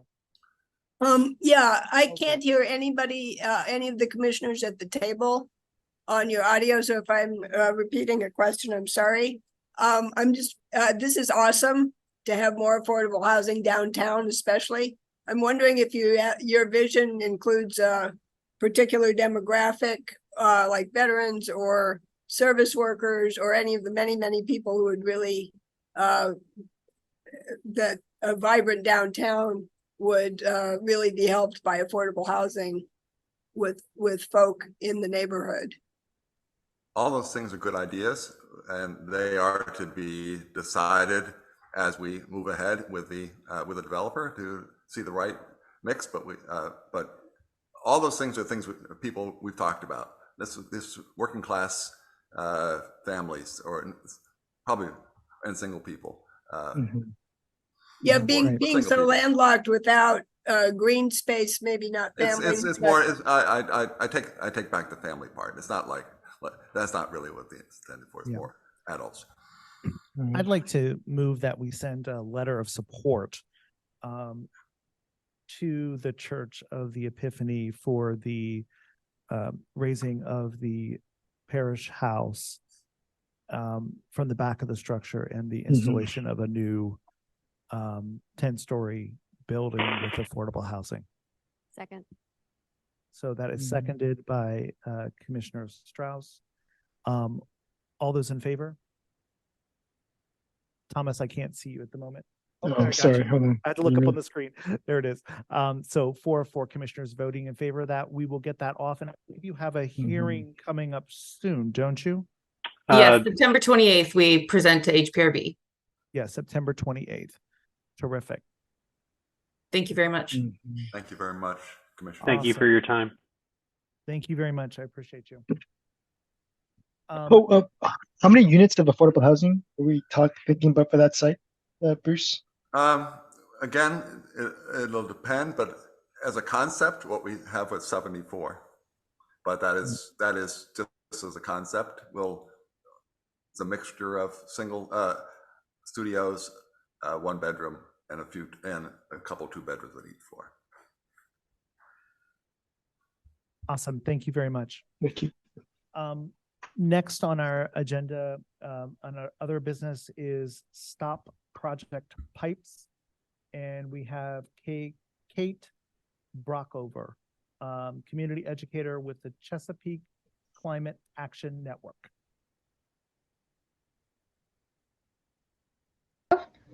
Hi guys, I am Kate Brockover with Chesapeake Climate Action. I'm going to try to share my screen.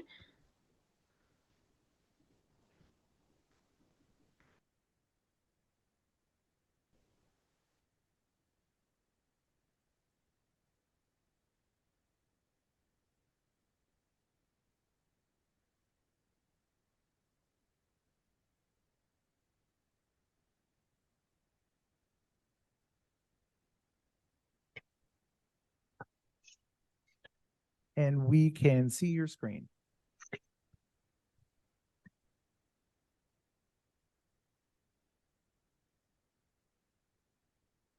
I believe you're on mute.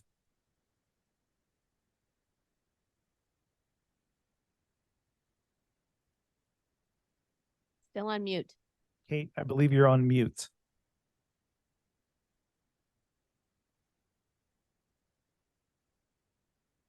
Oh, I see. Okay, can you hear me now? We can hear you now. So, by the end of my 5 minutes, you should know what Project Pipes is and why it affects every Washington Gas and Light ratepayer. So, there's a coalition that has come together to stop Project Pipes. Here are some of the organizations that are in that. And what is it? So basically, Washington Gas and Light is replacing all of the pipes that bring methane gas to our homes. DC's gas pipelines are very old, and many of them are leaking. The solution that Washington Gas and Light has come up with is to take 40 years and replace every single pipe. This is going to go until 2054. That's right. I want to just emphasize, you heard me correctly. We are going to be paying for this project until 2054.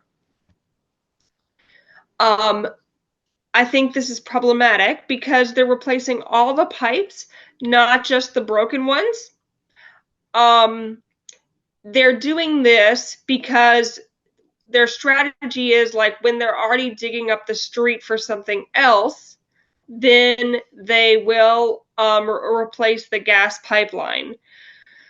But it's kind of like, if you had a few broken windows in your house, you would want to replace the broken windows, not tear down your house and build a new house. It would be very easy for Washington Gas and Light to find the broken pipes and just repair or replace those. We know where methane gas leaks are. They're all over the city. WGL has found a lot of them, and also a local nonprofit called Beyond Gas has found some of those. And they have money to do that without raising rates on us or putting surcharges on our bills. But instead, they're doing this Project Pipes. The first phase cost $100 million. The second phase costs 150, and they're asking for permission to do the third phase, which is they're requesting $671 million. That money is going to come from a rate increase, and also currently it's coming from a surcharge in their bill, but they've asked to roll some of this into a rate increase so that it will not be a separate line item on your bill. So right now, if you look at your gas bill at home, you can see a Project Pipes adjustment charge. But like I said, they are also looking to raise rates to help pay for this third phase. It's also an environmental problem. You know, I don't know if you guys have heard that methane, particularly when it does not last as long as carbon dioxide in the atmosphere, but it's actually 20 times more powerful as a greenhouse gas. The idea with Project Pipes is that it's reduced leaking methane, but actually what it's doing is locking us into staying with methane gas as a fuel for all of DC for many, many, many years. We're basically investing in fossil fuels at a time when, according to DC's climate goals and laws that DC has passed, we want to be carbon neutral, and we can't get to carbon neutrality through the use of methane gas.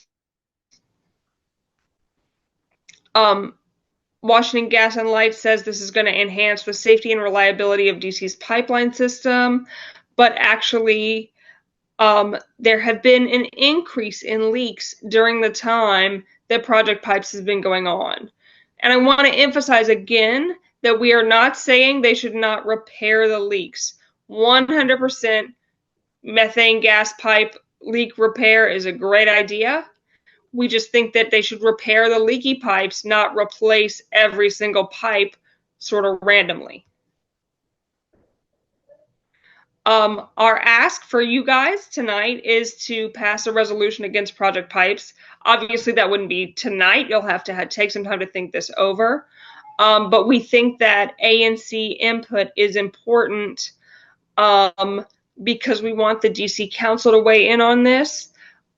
The Public Service Commission has ultimate control over this project, but we think that they need pressure on the council to reject Project Pipes. I should say pressure from the council. Also, if you're interested in this campaign, individuals can help through volunteering with us.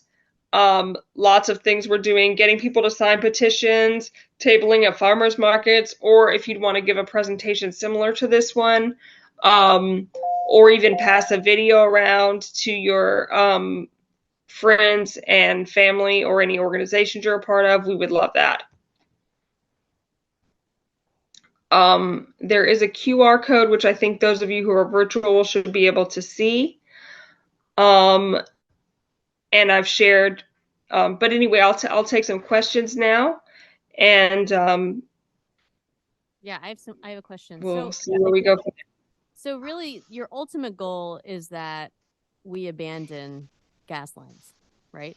So don't replace them and extend the life of the system itself of providing gas. So with Stop Project Pipes specifically, I think it's very much a governance issue. There are CCAN more broadly is thinking about how can we phase out methane gas in an intelligent manner. But for this particular project, it's a really poor decision of how to manage our natural gas.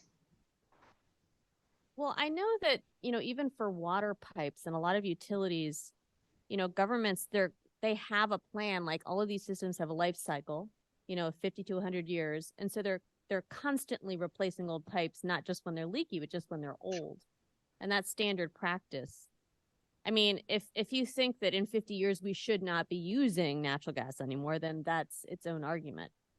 But I mean, it seems to me that's like at its core what your motivation is.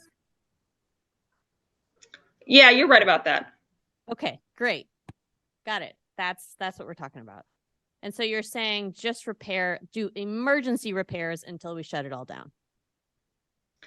I mean, I wouldn't say only emergency. I mean, from what I understand, right. Because I like the idea of just replacing them where they're old, but the way they're doing it now is by where they're digging up, like next to water. Like if the water pipes need to be dug up, they're doing the gas pipes. Yeah, that's standard practice. Yeah. But wouldn't I've got a question. Wouldn't that if the city is digging up the road to repair water, wouldn't you want them to repair the gas line at the same or replace the gas line at the same time?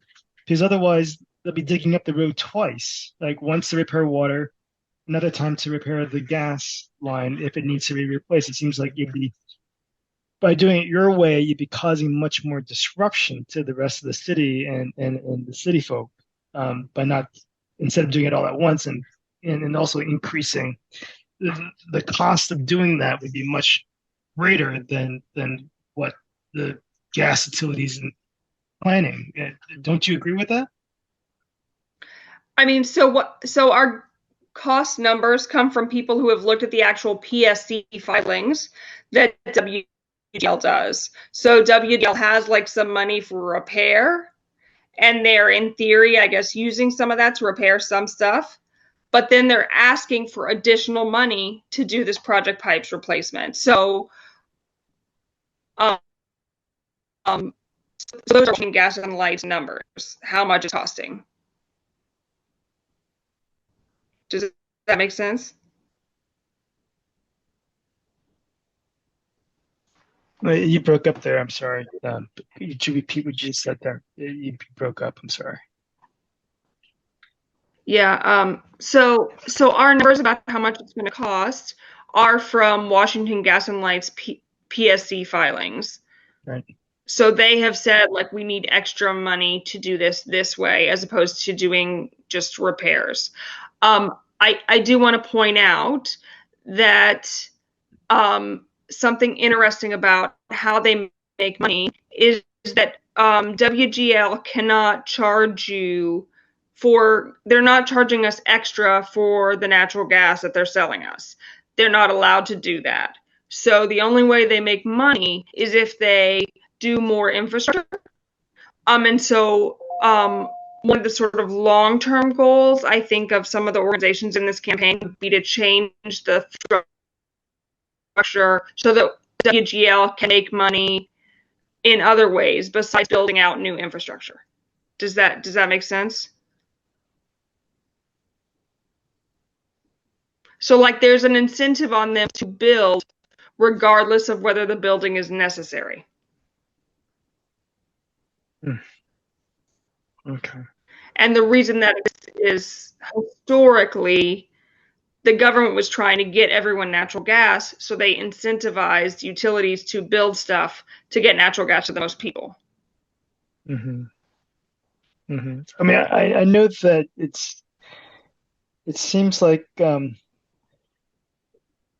real estate developers are already turning away from natural gas whenever they can, just because of the extra costs, the extra infrastructure costs. It's much easier to just provide everyone with gas with electric stoves and electric ovens. It's much safer as well.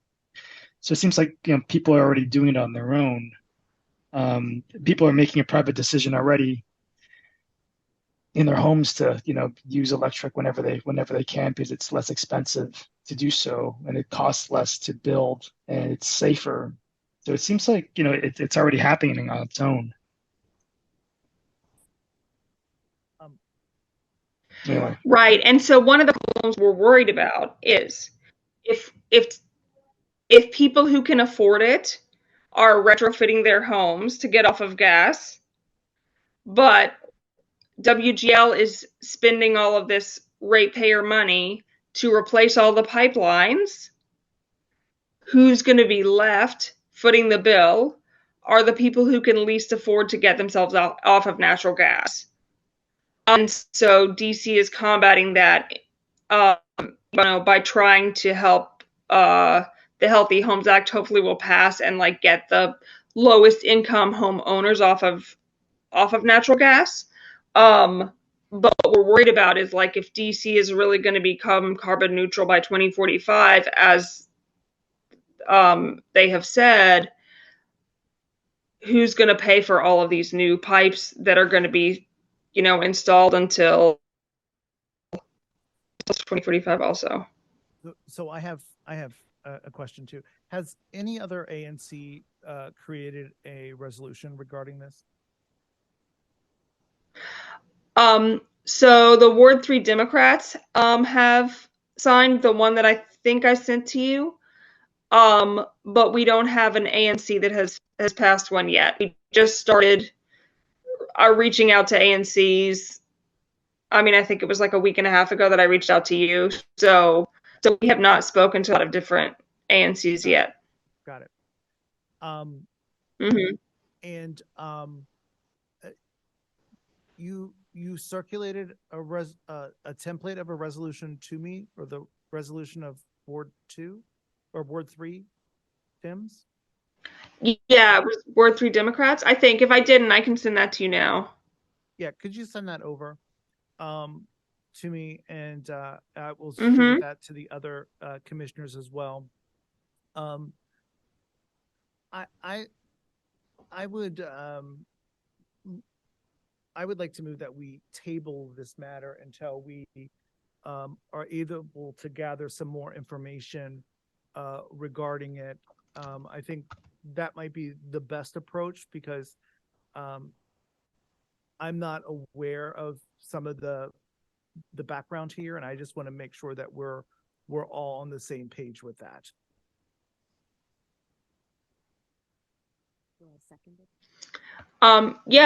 That's totally fine. I would say that there are a lot of incredible technical experts on this campaign. And so if you have really detailed questions that you would like to put together, I understand sort of the rate case issues a little bit. But there are definitely people who have researched this a lot, and I'd be happy to put something together for you, with citations to answer your questions. So definitely feel free to do that. Great, thank you. I have a second on the table from Commissioner Strauss. Just all those in favor? I have 3 of 3. I can't see Thomas. 4. Oh, Thomas is up on the screen. I'm sorry, Thomas. I have to look behind me to see you. I forget. So he is. So 4 of 4 commissioners voting to table, and we'll revisit this at our next meeting. Thank you very much for being here, Kate. We appreciate it, and we'll get back with you on this as well. Thank you so much. It's very nice to speak to you. Awesome. Thank you. ANC website, just last thing. I put together kind of like a scope of work, a one-pager for sort of like a call for applications for doing a refresh of our website. And I'm going to post the project for $2,000. And my wife is a developer, and she thought that that was the right price for that scope. And from other commissioners, if you think we need like fundamentally different functions or pages or tabs, then let me know. Because the way that I scoped it out was basically just make it more user-friendly on the back end, make it look nicer, just, a refresh. This is a common thing a lot of organizations do. So if you think we should do more than a refresh, let me know so that we get what we want. Okay? And you will solicit proposals? Or? Yes. Okay.